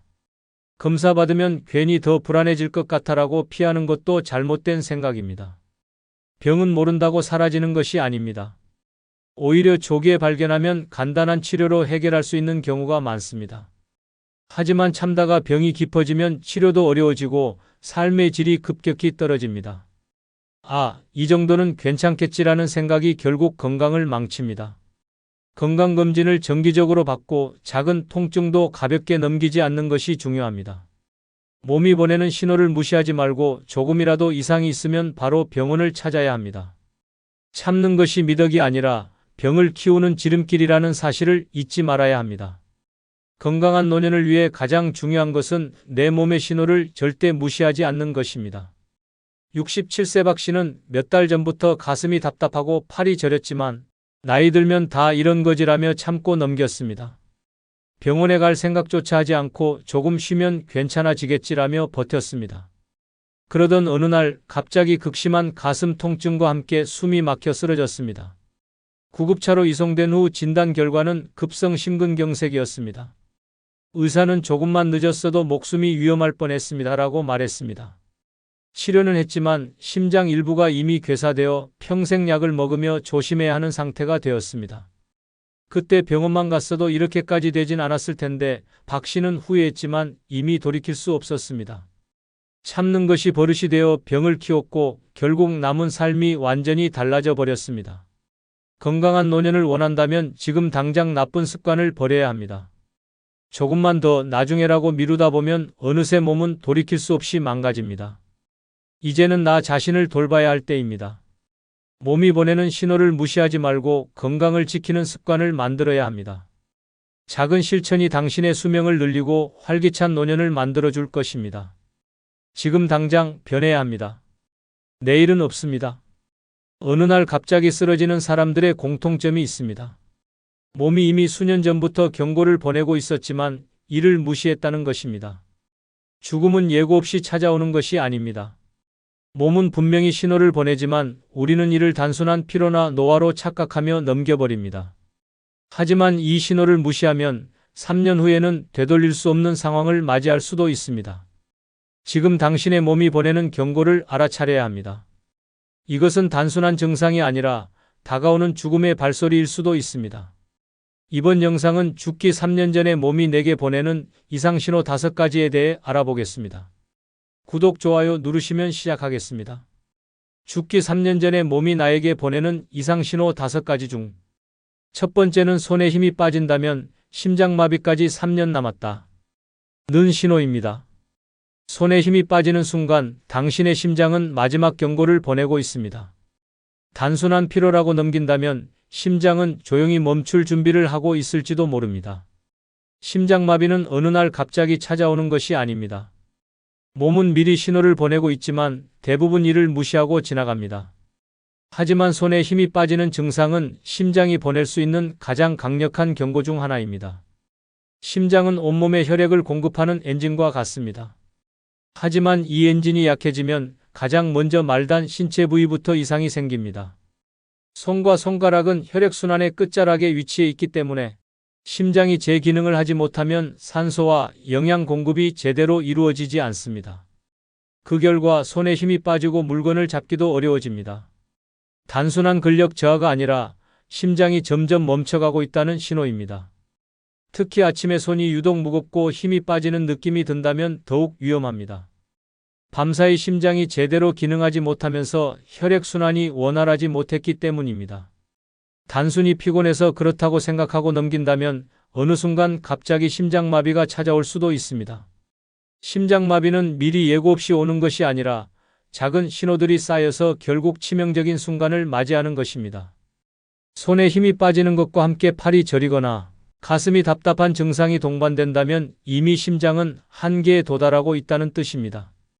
특히 왼손에 힘이 빠지거나 팔이 무거워지는 느낌이 든다면 즉시 검사를 받아야 합니다. 이는 심장으로 가는 혈관이 막히기 시작했다는 신호일 수 있습니다. 혈관이 점점 좁아지고 막히면서 혈액 공급이 원활하지 않게 되면 손에 힘이 빠지고 감각이 둔해지는 증상이 나타납니다. 이러한 신호를 무시하고 방치하면 3년 이내에 심장마비가 발생할 가능성이 높습니다. 실제로 심장마비로 쓰러진 사람들의 상당수가 이전에 손에 힘이 빠지는 증상을 경험했지만 대수롭지 않게 넘겼다는 연구 결과도 있습니다. 평소와 다르게 손에 힘이 들어가지 않고 작은 물건도 자꾸 떨어뜨린다면 단순한 노화나 피로 때문이 아니라 심장의 건강을 의심해야 합니다. 심장은 한번 망가지기 시작하면 회복이 어렵습니다. 하지만 미리 신호를 알아차리고 대처하면 심장마비를 예방할 수 있습니다. 손에 힘이 빠지는 증상이 반복된다면 즉시 병원을 찾아 심장 건강을 체크해야 합니다. 생활 습관을 개선하는 것도 중요합니다. 기름진 음식, 흡연, 과도한 스트레스는 심장을 더욱 악화시키는 주범입니다. 하루 30분이라도 가볍게 걷고 싱겁고 건강한 식단을 유지하는 것이 심장을 살리는 길입니다. 손에 힘이 빠지는 것은 우연이 아닙니다. 피곤하다고 넘길 일이 아닙니다. 이 신호를 무시하면 3년 후 심장은 조용히 멈춰버릴 수도 있습니다. 지금 당신의 손은 무엇을 말하고 있습니까? 이 신호를 무시하지 마십시오. 심장은 분명히 경고하고 있습니다. 평소 건강했던 59세 남성이 있었습니다. 그는 특별한 병력이 없었고 운동도 가끔씩 하며 생활했습니다. 하지만 몇 달 전부터 이상한 증상이 나타나기 시작했습니다. 아침에 일어나면 손에 힘이 들어가지 않았고 커피 잔조차 놓치는 일이 많아졌습니다. 처음에는 피곤해서 그렇다고 생각했습니다. 하지만 점점 증상이 심해졌고 손끝이 저린 느낌까지 들었습니다. 그러던 어느 날 그는 출근길에 갑자기 가슴이 답답해지며 왼팔에 힘이 빠졌습니다. 숨이 가빠지고 식은땀이 흘렀지만 그저 스트레스 때문이라며 참고 출근했습니다. 하지만 사무실에 도착하자마자 쓰러졌고 급히 병원으로 옮겨졌습니다. 검사 결과 심장혈관이 90% 이상 막혀 있었습니다. 의사는 조금만 늦었으면 그대로 심장이 멈췄을 것이라고 말했습니다. 그는 응급 스텐트 시술을 받고 가까스로 목숨을 건졌습니다. 손에 힘이 빠지는 작은 신호를 무시한 대가였습니다. 만약 조금만 더 빨리 병원을 찾았다면 죽음의 문턱까지 가지 않았을 것입니다. 심장은 미리 경고를 보냅니다. 이 신호를 무시하는 순간 돌이킬 수 없는 일이 벌어집니다. 죽기 3년 전에 몸이 나에게 보내는 이상신호 5가지 중 두 번째는 자꾸 넘어진다면 뇌에서 보내는 마지막 경고입니다. 자꾸 넘어진다면 단순한 실수가 아닙니다. 뇌가 마지막 경고를 보내고 있는 것입니다. 사람은 균형을 잡고 걷는 것이 당연합니다. 하지만 이유 없이 자주 넘어지고 비틀거린다면 이는 뇌가 망가지고 있다는 신호일 수 있습니다. 뇌는 우리 몸의 모든 움직임을 조절합니다. 하지만 뇌혈관이 막히거나 뇌 기능이 저하되면 신체 균형을 잡는 능력이 급격히 떨어집니다. 처음에는 계단에서 발을 헛디디거나 걸을 때 휘청거리는 정도로 시작됩니다. 하지만 시간이 지날수록 평평한 길에서도 갑자기 넘어지거나 몸을 가누기 어려워집니다. 이는 뇌졸중이나 신경계 질환이 다가오고 있다는 신호일 가능성이 큽니다. 특히 한쪽 방향으로만 자꾸 넘어진다면 더욱 위험합니다. 뇌의 특정 부위가 손상되면서 몸의 한쪽이 약해지고 있다는 뜻입니다. 많은 사람들이 단순한 노화나 피로로 넘기지만 이는 뇌혈관이 막히고 있다는 심각한 신호일 수 있습니다. 심지어 뇌졸중이 오기 몇 년 전부터 이러한 증상이 나타나는 경우도 많습니다. 넘어질 때마다 순간적인 어지럼증이 동반된다면 더 이상 지체할 시간이 없습니다. 뇌연료 공급이 원활하지 않으면 뇌세포가 점점 죽어가면서 몸의 균형을 잃게 됩니다. 가끔 넘어진다고 대수롭지 않게 생각하면 안 됩니다. 뇌는 작은 신호를 통해 미리 위험을 경고합니다. 이를 무시하면 어느 날 갑자기 쓰러져 의식을 잃을 수도 있습니다. 실제로 뇌졸중을 겪은 환자들의 상당수가 넘어지는 일이 잦아졌지만 대수롭지 않게 생각했다고 말합니다. 하지만 그 순간이 뇌에서 보내는 마지막 경고였던 것입니다. 뇌혈관이 70% 이상 막히기 전까지는 큰 증상이 나타나지 않지만 균형 감각이 무너지는 것은 이미 뇌가 한계에 도달했다는 뜻입니다. 넘어지는 증상이 반복된다면 즉시 병원을 찾아야 합니다. 뇌 MRI와 혈관 검사를 통해 혈류 상태를 확인하는 것이 중요합니다. 또한 생활 습관 개선이 필수적입니다. 기름진 음식과 과도한 음주는 뇌혈관을 막는 주범입니다. 꾸준한 운동과 식이 조절을 통해 뇌 건강을 지켜야 합니다. 넘어지는 것이 단순한 실수라고 생각하면 안 됩니다. 이는 뇌가 보내는 마지막 경고일 수 있습니다. 이 신호를 무시하면 결국 뇌졸중이나 심각한 신경계 질환으로 이어질 수 있습니다. 몸이 보내는 작은 신호에 귀를 기울이십시오. 지금이 마지막 기회일지도 모릅니다. 70세의 한 남성이 있었습니다.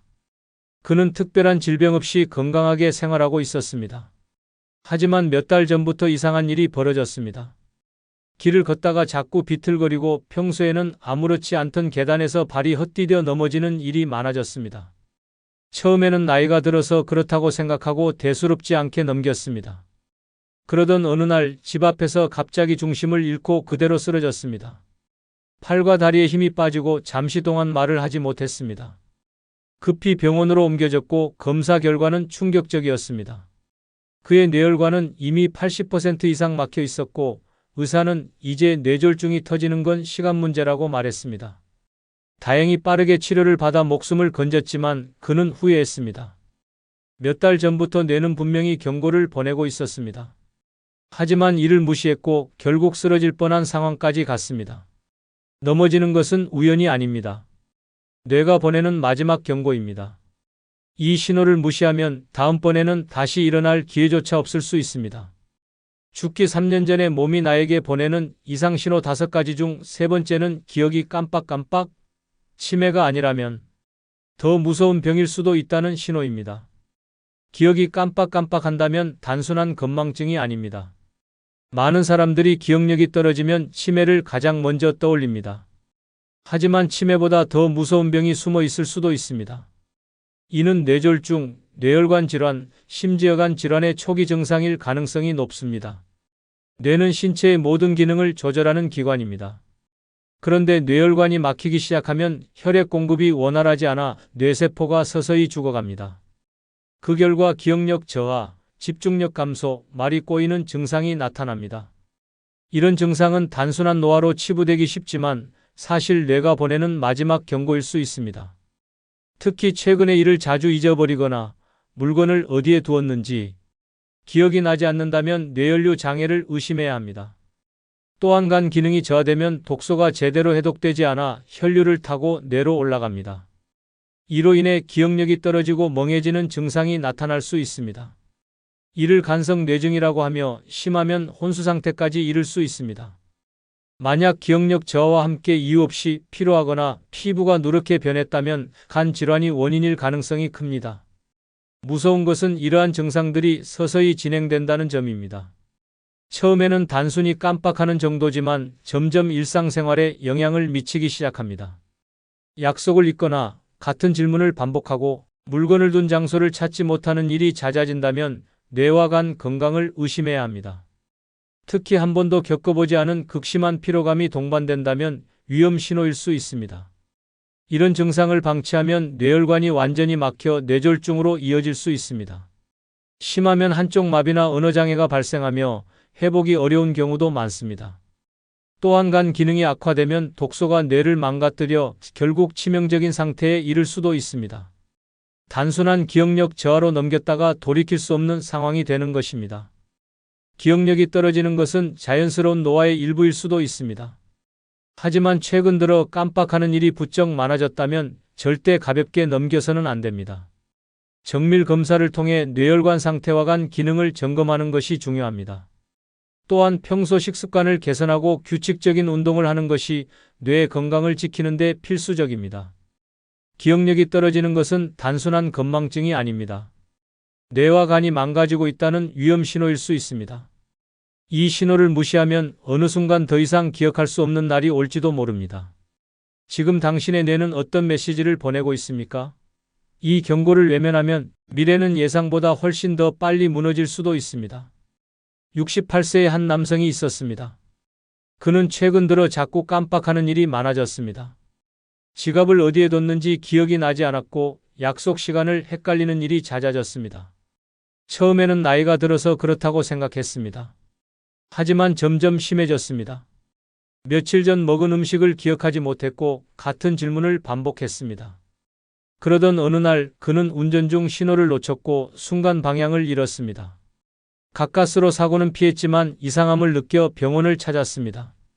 검사 결과 그의 뇌혈관은 75% 이상 막혀 있었습니다. 의사는 이 상태를 방치하면 몇 년 안에 뇌졸중이 올 확률이 매우 높다고 경고했습니다. 그는 즉시 치료를 시작했고 생활 습관을 바꾸었습니다. 만약 단순한 건망증이라며 넘겼다면 그는 어느 날 갑자기 쓰러졌을지도 모릅니다. 기억이 깜빡이는 것은 단순한 노화가 아닙니다.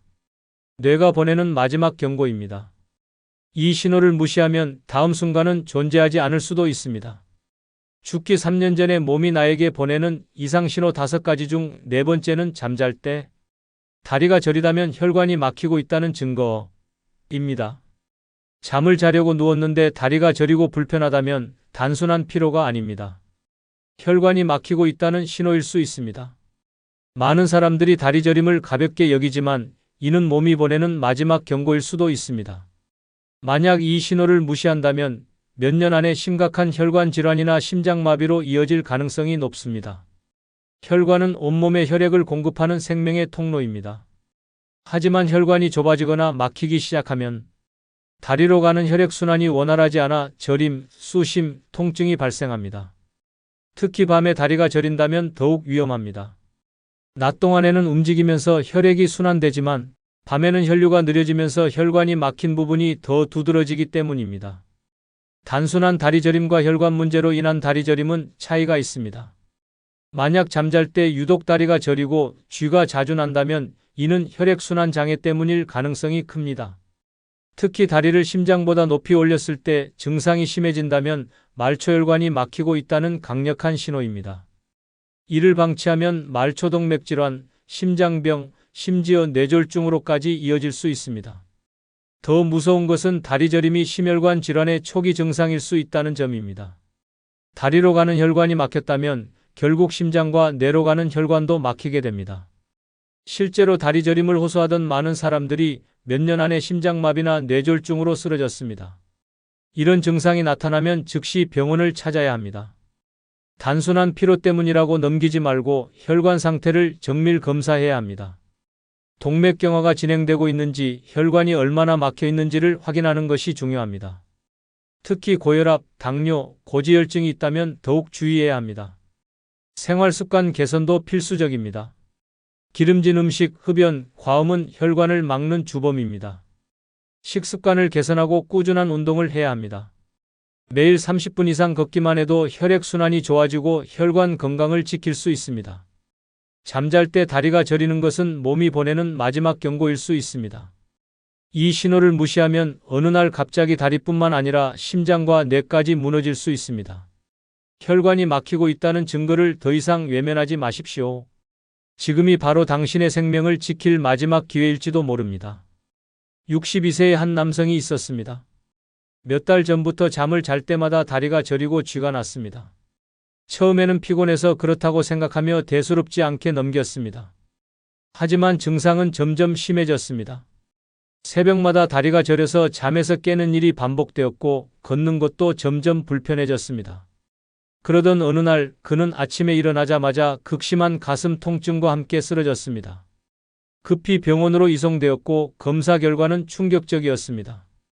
심장혈관이 90% 이상 막혀 있었고 의사는 이미 여러 차례 몸이 경고를 보냈지만 무시한 결과라고 말했습니다. 그는 응급시술을 받고 가까스로 목숨을 건졌습니다. 다리 저림이 단순한 피로가 아니라 심장과 혈관이 보내는 마지막 경고였던 것입니다. 만약 조금만 더 늦었다면 그는 다시는 깨어나지 못했을지도 모릅니다. 몸이 보내는 작은 신호를 무시하면 다음엔 기회조차 없을 수 있습니다. 죽기 3년 전에 몸이 나에게 보내는 이상신호 5가지 중 5번째는 혀 색깔이 변했다면 장기 하나가 망가진다는 뜻입니다. 혀의 색깔이 변했다면 몸속에서 심각한 이상이 진행되고 있다는 신호입니다. 많은 사람들이 혀를 대수롭지 않게 여기지만 혀는 우리 몸의 건강 상태를 그대로 반영하는 중요한 기관입니다. 만약 혀가 평소보다 지나치게 붉거나 창백하거나 검은빛을 띠기 시작했다면 이는 특정 장기가 망가지고 있다는 강력한 경고일 수 있습니다. 이 신호를 무시하면 결국 돌이킬 수 없는 상태로 악화될 수도 있습니다. 혀가 지나치게 붉어졌다면 간이 위험하다는 뜻입니다. 간은 몸속 독소를 해독하는 역할을 합니다. 하지만 간이 제 기능을 하지 못하면 독소가 몸에 쌓이면서 혀가 붉게 변하고 심하면 갈라지거나 부어오르는 증상이 나타납니다. 특히 음주를 자주 하거나 기름진 음식을 즐긴다면 더욱 조심해야 합니다. 혀의 변화는 간이 망가지는 초기 신호일 수 있습니다. 혀가 창백하거나 하얗게 변했다면 빈혈이나 신장 기능 저하를 의심해야 합니다. 신장이 제대로 작동하지 않으면 혈액이 깨끗하게 정화되지 못하고 독소가 쌓이면서 혀가 창백해지거나 하얀 막이 낍니다. 또한 만성 피로, 부종, 소변 변화 같은 증상이 함께 나타난다면 신장이 서서히 망가지고 있다는 뜻입니다. 이를 방치하면 결국 심부전으로 이어질 수도 있습니다. 혀가 검거나 갈색을 띠기 시작했다면 소화기관, 특히 위와 장에 심각한 문제가 생긴 것입니다. 위장 건강이 악화되면 입속 세균이 급격히 증가하면서 혀가 검게 변하는 현상이 나타납니다. 특히 속쓰림, 잦은 소화불량, 구취가 심해졌다면 위암이나 장 질환을 의심해야 합니다. 단순한 위염이 아니라면 시간이 지나면서 악성 질환으로 발전할 위험이 있습니다. 혀 색깔의 변화는 단순한 일시적인 증상이 아닙니다. 장기 하나가 서서히 망가지고 있다는 신호일 가능성이 높습니다. 혀의 변화를 무시하면 몇 년 안에 심부전, 간경화, 위암 같은 치명적인 병으로 이어질 수도 있습니다. 하지만 많은 사람들이 이 경고를 대수롭지 않게 넘기고 뒤늦게 후회합니다. 혀의 색이 변하는 것은 몸이 보내는 마지막 경고일 수 있습니다. 혀의 변화가 감지되면 즉시 병원을 찾아야 합니다. 단순한 영양 부족으로 생각하고 넘기다가는 생명을 위협받을 수 있습니다. 또한 생활 습관을 개선하는 것도 필수적입니다. 기름진 음식, 과음, 흡연은 간과 신장, 위장을 망가뜨리는 주범입니다. 충분한 수분 섭취와 건강한 식단을 유지하면 혀의 색깔뿐만 아니라 몸 전체의 건강을 지킬 수 있습니다. 혀는 거짓말을 하지 않습니다. 혀가 보내는 신호를 무시하면 결국 몸 전체가 망가지게 됩니다. 지금 당신의 혀는 어떤 색깔을 띠고 있습니까? 이 작은 변화를 가볍게 넘기지 마십시오. 지금이 바로 당신의 건강을 지킬 마지막 기회일지도 모릅니다. 64세의 한 남성이 있었습니다. 몇 달 전부터 혀가 붉게 변하고 갈라지는 증상이 나타났습니다. 처음에는 대수롭지 않게 넘겼습니다. 하지만 점점 입안이 건조해지고 혀의 통증까지 느껴졌습니다. 거울을 볼 때마다 혀 색깔이 짙어지고 있다는 것을 알았지만 피곤해서 그렇겠거니 하고 무시했습니다. 그러던 어느 날 그는 극심한 피로와 복통을 호소하며 병원에 갔습니다. 검사 결과 그의 간 수치는 정상의 몇 배를 넘었고 의사는 간경화 초기 단계라고 진단했습니다. 간이 서서히 망가지면서 몸이 경고를 보냈지만 그는 혀의 변화를 사소한 증상이라 여겼던 것입니다. 다행히 그는 간 기능 회복을 위해 치료를 시작했지만 만약 더 늦었다면 간경화가 악화되어 돌이킬 수 없는 상태가 되었을 것입니다. 혀는 몸의 상태를 그대로 보여줍니다. 혀의 색깔이 변하는 것은 우연이 아닙니다. 이 신호를 무시하면 결국 건강뿐만 아니라 생명까지 위협받을 수 있습니다. 끝으로 여러분께 한 가지 부탁이 있습니다. 영상 아래에 나오는 제품을 누르시면 쿠팡으로 연결됩니다. 이렇게 쿠팡으로 연결된 후 아무 물건을 사셔도 제 채널에 약간의 수익이 발생하오니 앞으로 쿠팡에서 물건을 구입할 경우 이런 식으로 구입해 주셔서 저에게 간접 후원해 주시면 대단히 감사하겠습니다. 그럼 내일 오전 7시에 더 좋은 영상으로 찾아뵙겠습니다. 감사합니다. 그 나이에 아직도 그렇게 애쓰고 사세요? 늙으면 가만히 있어야지 왜 저렇게 바쁘게 살까? 그렇게 희생해봤자 결국 남는 건 병뿐이야. 이런 말 한 번쯤 들어봤습니까? 듣기 거북해도 사실입니다. 노년에까지 애쓰며 살면 결국 남는 것은 병든 몸과 후회뿐입니다. 평생 희생하며 살았습니까? 이제는 그만해야 합니다. 늙어서까지 고생한다고 누가 알아줍니까? 자식들은 당연하게 여기고 남들은 이용할 뿐입니다. 무리해서 번 돈은 병원비로 날아가고 희생하며 살아도 결국 혼자 남습니다. 이제라도 정신 차려야 합니다. 노년에는 애쓰지 않아도 됩니다. 아니, 애쓰면 안 됩니다. 이번 영상은 노년에 너무 애쓰며 살지 않아도 되는 5가지 이유에 대해 설명드리겠습니다. 구독, 좋아요 누르시면 시작하겠습니다. 노년에 너무 애쓰며 살지 않아도 되는 이유 중 첫 번째는 무리하면 병을 얻기 때문입니다. 노년에 무리하면 병이 찾아오는 것이 아니라 병이 몸을 갈갈이 찢어 놓습니다. 늙어서까지 애쓰며 살다가 결국 병원 침대에서 신음하며 후회하는 인생이 되고 싶습니까? 젊을 때처럼 몸을 혹사하다가는 남은 인생을 약으로 연명하며 살아야 합니다. 이미 닳고 닳은 관절은 비명을 지르고 심장은 언제 멈출지 모르는 시한폭탄이 됩니다. 그런데도 무리하고 싶습니까? 스스로 목숨을 갉아먹는 짓입니다. 가족을 위해 희생한다고요? 자식들 뒷바라지한다고 아픈 몸을 끌고 나가 돈 벌고 손주들 키운다고 하루 종일 부려먹히고 그게 사랑이라고 착각합니까? 당신이 쓰러져도 자식들은 잠깐 걱정하다가 결국 자기 인생을 살아갑니다. 병원비 부담된다고 눈치 주고 간병이 귀찮다고 요양원이나 알아보자고 합니다. 결국 늙어서까지 희생한 대가는 외로움과 병뿐입니다. 몸이 보내는 경고를 무시하면 그 대가는 끔찍합니다. 손목이 쑤시고 허리가 휘어져도 참고 일하다 보면 결국 수술대 위에 눕게 됩니다. 뇌졸중, 심근경색 같은 병은 예고도 없이 덮칩니다. 하루아침에 쓰러지고 나면 아무리 후회해도 이미 늦었습니다. 병원 침대에 누워 기저귀 차고 남의 손에 밥 먹여달라고 애원하는 신세가 되고 싶습니까? 그렇게 살고 싶다면 계속 애쓰며 살아보십시오. 이제 그만 착각해야 합니다. 노년에 무리하는 것은 미련한 짓입니다. 더 이상 누군가를 위해 희생하지 말고 자기 몸부터 챙겨야 합니다. 당신이 병들어 쓰러지면 도와줄 사람 없습니다. 병원비 감당 못한다고 자식들이 서로 떠넘길 수도 있습니다. 아직도 정신 못 차렸습니까? 노년은 애쓰며 사는 시간이 아닙니다. 젊었을 때 충분히 힘들었고 이제는 편히 살아야 할 때입니다. 하고 싶지 않은 일은 단칼에 거절해야 합니다. 남들 눈치 보다가 병신되는 것보다 건강하게 사는 것이 훨씬 낫습니다. 무리하면 병을 얻는 게 아니라 삶이 지옥으로 바뀝니다. 늙어서까지 고생하고 싶지 않다면 지금부터라도 몸을 혹사하지 말고 제대로 살아야 합니다. 60대 한 아주머니가 있었습니다. 평생 가족을 위해 희생하며 살았습니다. 자식들 뒷바라지하고 손주들 돌보고 하루도 쉬지 않았습니다. 그렇게 몸을 혹사하던 어느 날 결국 쓰러졌습니다. 병원에서는 과로로 인한 심각한 허리 디스크와 고혈압 진단을 내렸습니다. 그제야 깨달았습니다. 내 몸을 혹사하면 결국 나만 망가지는구나. 그날 이후로 모든 걸 바꿨습니다. 손주 돌보는 걸 그만두고 자식들에게 당당히 말했습니다. 이제 내 인생을 살겠다. 요가를 배우고 여행을 다니며 건강을 되찾았습니다. 무리하지 않으니 몸이 가벼워졌고 마음도 평온해졌습니다. 자식들도 처음에는 서운해했지만 결국 어머니의 건강이 먼저라는 걸 인정했습니다. 무리하면 결국 병이 찾아옵니다.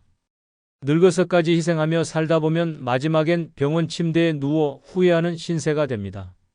이제라도 정신 차려야 합니다. 남을 위해 사는 게 아니라 나를 위해 살아야 합니다. 무리하지 않는 순간 인생은 완전히 달라집니다.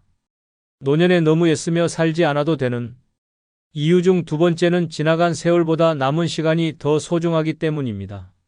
지나간 세월보다 남은 시간이 더 소중합니다. 이미 젊은 날은 끝났고 앞으로 남은 시간은 한정적입니다. 그런데도 아직도 남을 위해 희생하고 자신을 혹사하며 살고 있습니까? 정신 차려야 합니다. 남은 시간이 얼마 없다는 사실을 인정해야 합니다. 노년에까지 애쓰며 살다가 결국 후회만 남깁니다. 평생 가족을 위해 희생하며 살았습니까? 이제는 그만해야 합니다. 자식들 잘 키운다고 온갖 고생 다 했고 남편 뒷바라지하느라 자신의 삶은 뒷전이었습니다. 그런데 지금 남은 것이 무엇입니까? 늙고 병든 몸, 끝없는 외로움뿐입니다. 자식들은 바쁘다고 얼굴 한번 보기 어렵고 배우자는 이미 떠났거나 무심합니다. 남을 위해 그렇게 애썼지만 결국 남은 것은 후회뿐입니다. 남은 시간이 더 중요하다는 사실을 깨달아야 합니다. 앞으로 살아갈 날은 많지 않습니다. 그런데도 여전히 희생하며 살겠습니까? 늙어서까지 손주 키우고 자식들 눈치 보고 돈 아끼며 고생하는 것이 행복한 삶입니까? 이제는 자신을 위해 살아야 합니다. 마지막까지 남을 위해 희생하다가 죽기 직전에야 후회하고 싶습니까? 주변을 둘러보십시오.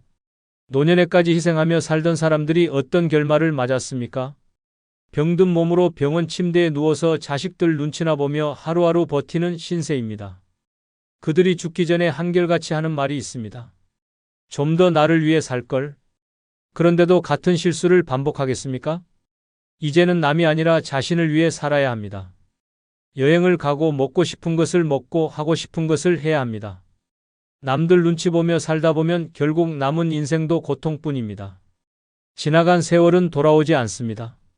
남은 시간을 어떻게 쓸지 스스로 결정해야 합니다. 죽기 직전에 후회하지 않으려면 지금부터라도 애쓰는 삶을 멈춰야 합니다. 70대 한 할아버지가 있었습니다. 젊을 때는 가족을 위해 돈을 위해 온 힘을 다해 살았습니다. 하고 싶은 것도 참았고 쉬지도 않았습니다.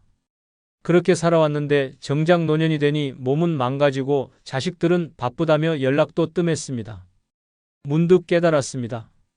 지나간 세월은 돌아오지 않고 남은 시간이 더 소중하구나. 그날 이후 달라졌습니다. 자식들만 바라보던 삶을 멈추고 자신을 위한 삶을 살기로 했습니다. 좋아하는 그림을 배우고 여행을 다니며 새 친구들을 만들었습니다. 하고 싶던 운동도 시작하고 혼자 카페에 가서 커피 한 잔을 즐겼습니다. 누군가는 늙어서 무슨 재미냐라고 했지만 그는 웃으며 말했습니다. 이제야 진짜 내 삶을 사는 기분이다. 과거에 매달리다 보면 남은 시간도 허무하게 사라집니다. 이미 흘러간 세월보다 지금 남은 시간이 더 중요합니다. 남은 인생을 후회 속에서 보낼 것입니까? 아니면 원하는 대로 살며 행복을 찾겠습니까? 선택은 스스로 하는 것입니다. 남은 시간을 소중히 여기는 순간 인생은 다시 빛나기 시작합니다. 노년에 너무 애쓰며 살지 않아도 되는 이유 중 세 번째는 돈만 보고 살면 행복을 놓치기 때문입니다. 평생 돈에 쫓겨 살았습니까? 이제 그만해야 합니다. 늙어서까지 돈에 집착하며 스스로를 옭아매고 있습니까? 정신 차려야 합니다. 돈을 벌어봤자 결국 가져갈 수 없습니다. 평생 아끼고 모아봤자 결국 병원비로 날아가거나 자식들에게 뜯기고 끝납니다. 죽고 나면 돈은 남지만 당신은 없습니다. 돈에 집착하는 순간 삶은 피폐해집니다. 먹고 싶은 것도 참고 가고 싶은 곳도 안 가고 평생 쪼들리듯 살아갑니다. 그렇게 아끼고 모은 돈이 결국 누구 손에 들어갑니까? 자식들 손에 들어가서 한순간에 사라집니다. 당신이 피땀 흘려본 돈을 자식들은 한순간에 써버립니다. 부모가 아끼며 살 때는 아무 관심 없다가 돌아가시고 나면 재산 싸움으로 치고받습니다. 그런 꼴을 보고 싶습니까? 돈에 얽매인 노년은 불행합니다. 병이 나도 돈 아깝다고 병원에 안 가고 좋은 옷 한 벌 못 사고 남들한테 돈 쓰는 건 죽어도 아까워하면서 결국 고독사합니다. 죽을 때 돈 한 푼이라도 더 남기겠다고 몸을 혹사하며 일하다가 쓰러집니다. 병원비로 전 재산을 날리고 남은 건 초라한 병실과 외로움뿐입니다. 돈은 있어야 하지만 돈만 보고 살면 삶이 망가집니다. 돈을 모으는 것이 인생의 목표가 아닙니다. 이제는 써야 할 때입니다. 먹고 싶은 것 먹고 가고 싶은 곳 가고 즐길 줄 알아야 합니다. 지금도 돈만 생각하며 아끼고 있습니까? 결국 병들어 누워서 후회합니다. 이럴 줄 알았으면 쓸걸. 후회하고 싶지 않다면 지금부터라도 돈보다 행복을 생각하며 살아야 합니다. 60대 한 아주머니가 있었습니다. 평생 돈이 최고라 생각하며 살아왔습니다. 남들한테 베풀지도 않았고 하고 싶은 것도 참으며 악착같이 돈을 모았습니다. 자식들에게도 돈을 남겨줘야 한다는 생각에 자신을 희생하며 살았습니다. 그런데 막상 노년이 되자 통장은 빵빵해도 마음은 텅 비었습니다. 돈만 보고 살았지만 행복은 없었습니다. 어느 날 깨달았습니다. 이러다 내 인생 다 날리겠구나. 그날부터 돈을 쓰기 시작했습니다. 맛있는 것도 먹고 친구들과 여행도 다니고 예쁜 옷도 사 입었습니다. 처음엔 아깝다는 생각이 들었지만 시간이 지나자 깨달았습니다. 돈은 모으는 게 아니라 나를 위해 쓰는 거구나. 그러자 웃음이 많아졌고 몸도 가벼워졌습니다. 돈이 많아도 행복하지 않으면 무슨 소용입니까? 평생 모은 돈, 결국 자신을 위해 쓰지 않으면 남 좋은 일만 시킵니다. 돈에 매달리며 살다 보면 진짜 소중한 것을 놓칩니다. 늙어서 후회하고 싶지 않다면 지금부터라도 돈보다 행복을 먼저 생각해야 합니다. 돈은 모으는 것이 아니라 제대로 쓰는 것이 중요합니다. 노년에 너무 애쓰며 살지 않아도 되는 이유 중 네 번째는 남에게 인정받으려 애쓰지 않아도 되기 때문입니다. 남에게 인정받으려 애쓰지 않아도 됩니다. 그런데도 아직도 남 눈치를 보고 남들에게 잘 보이려고 애쓰며 살고 있습니까? 한심한 짓입니다. 평생 남의 기대에 맞춰 살다가 결국 남은 것은 후회뿐입니다. 늙어서까지 남들이 뭐라고 할까 걱정하며 스스로를 괴롭힙니까? 정신 차려야 합니다. 남들은 당신이 어떻게 살든 관심 없습니다. 평생 착한 부모, 좋은 배우자, 헌신적인 가족이 되려고 애썼습니까? 결과가 무엇입니까? 자식들은 부모의 희생을 당연하게 여기고 배우자는 고마워하지 않고 주변 사람들은 이용만 합니다. 그렇게까지 희생하며 살았는데 이제 와서 당신을 위해 주는 사람이 있습니까? 남들에게 인정받으려 애썼던 시간이 다 무의미해졌습니다. 결국 늙고 병들어 혼자가 되면 그 누구도 신경 쓰지 않습니다. 노년에 남들에게 잘 보이려는 행동은 어리석은 짓입니다. 값싼 자존심에 얽매여 손주들한테 선물 사주고 자식들한테 돈 퍼주고 이웃들에게 좋은 사람인 척하면서 속으로는 불행해합니까?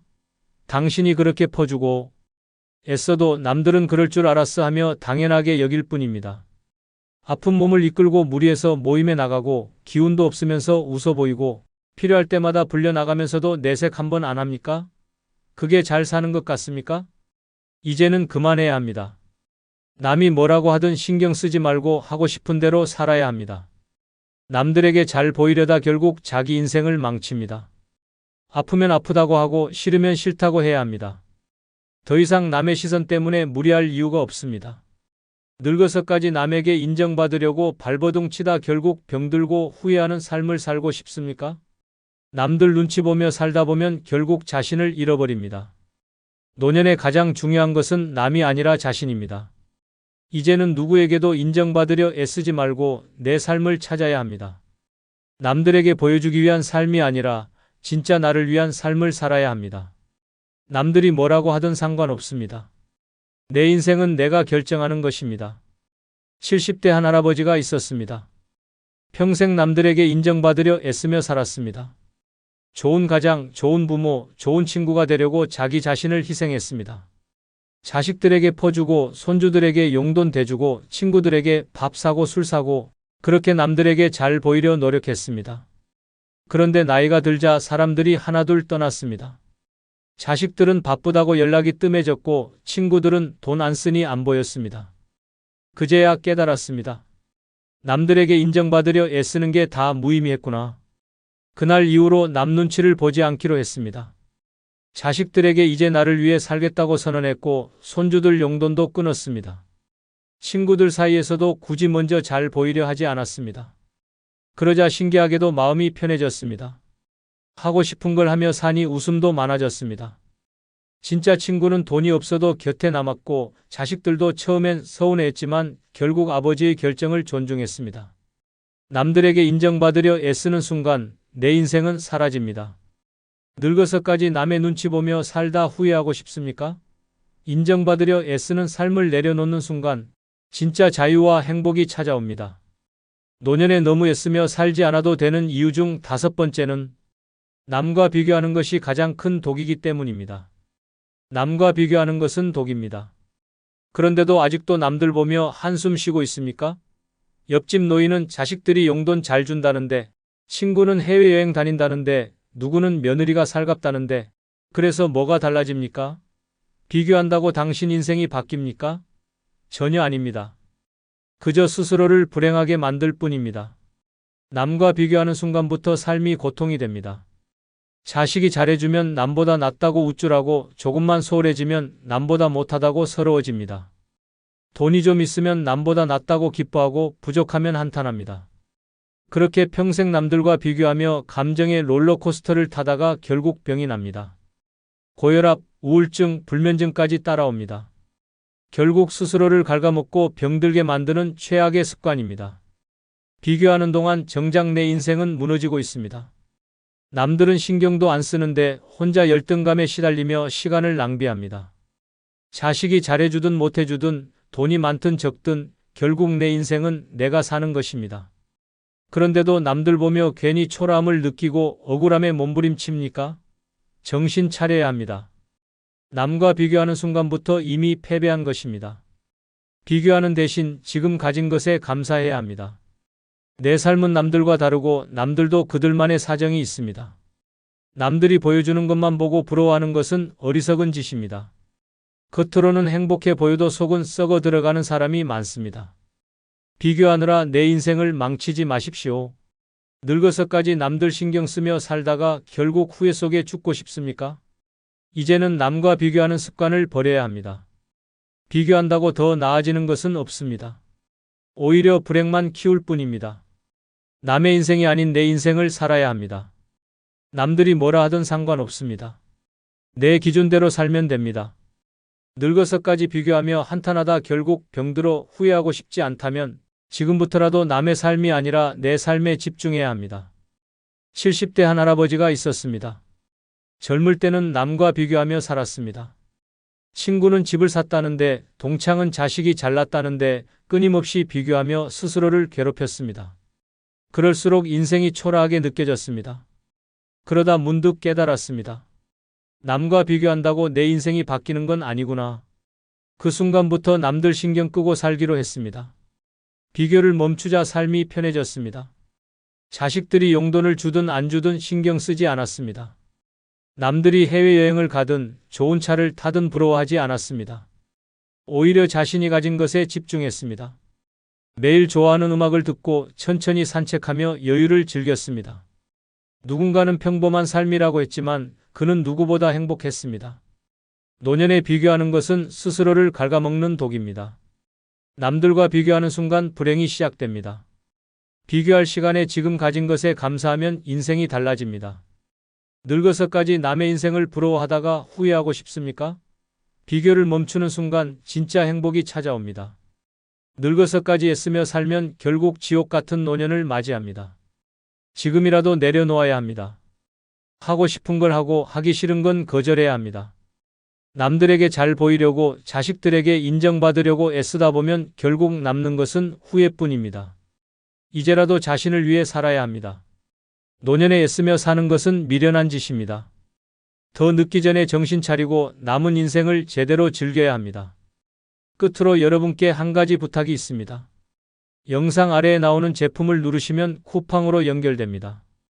이렇게 쿠팡으로 연결된 후 아무 물건을 사셔도 제 채널에 약간의 수익이 발생하오니 앞으로 쿠팡에서 물건을 구입할 경우 이런 식으로 구입해 주셔서 저에게 간접 후원해 주시면 대단히 감사하겠습니다.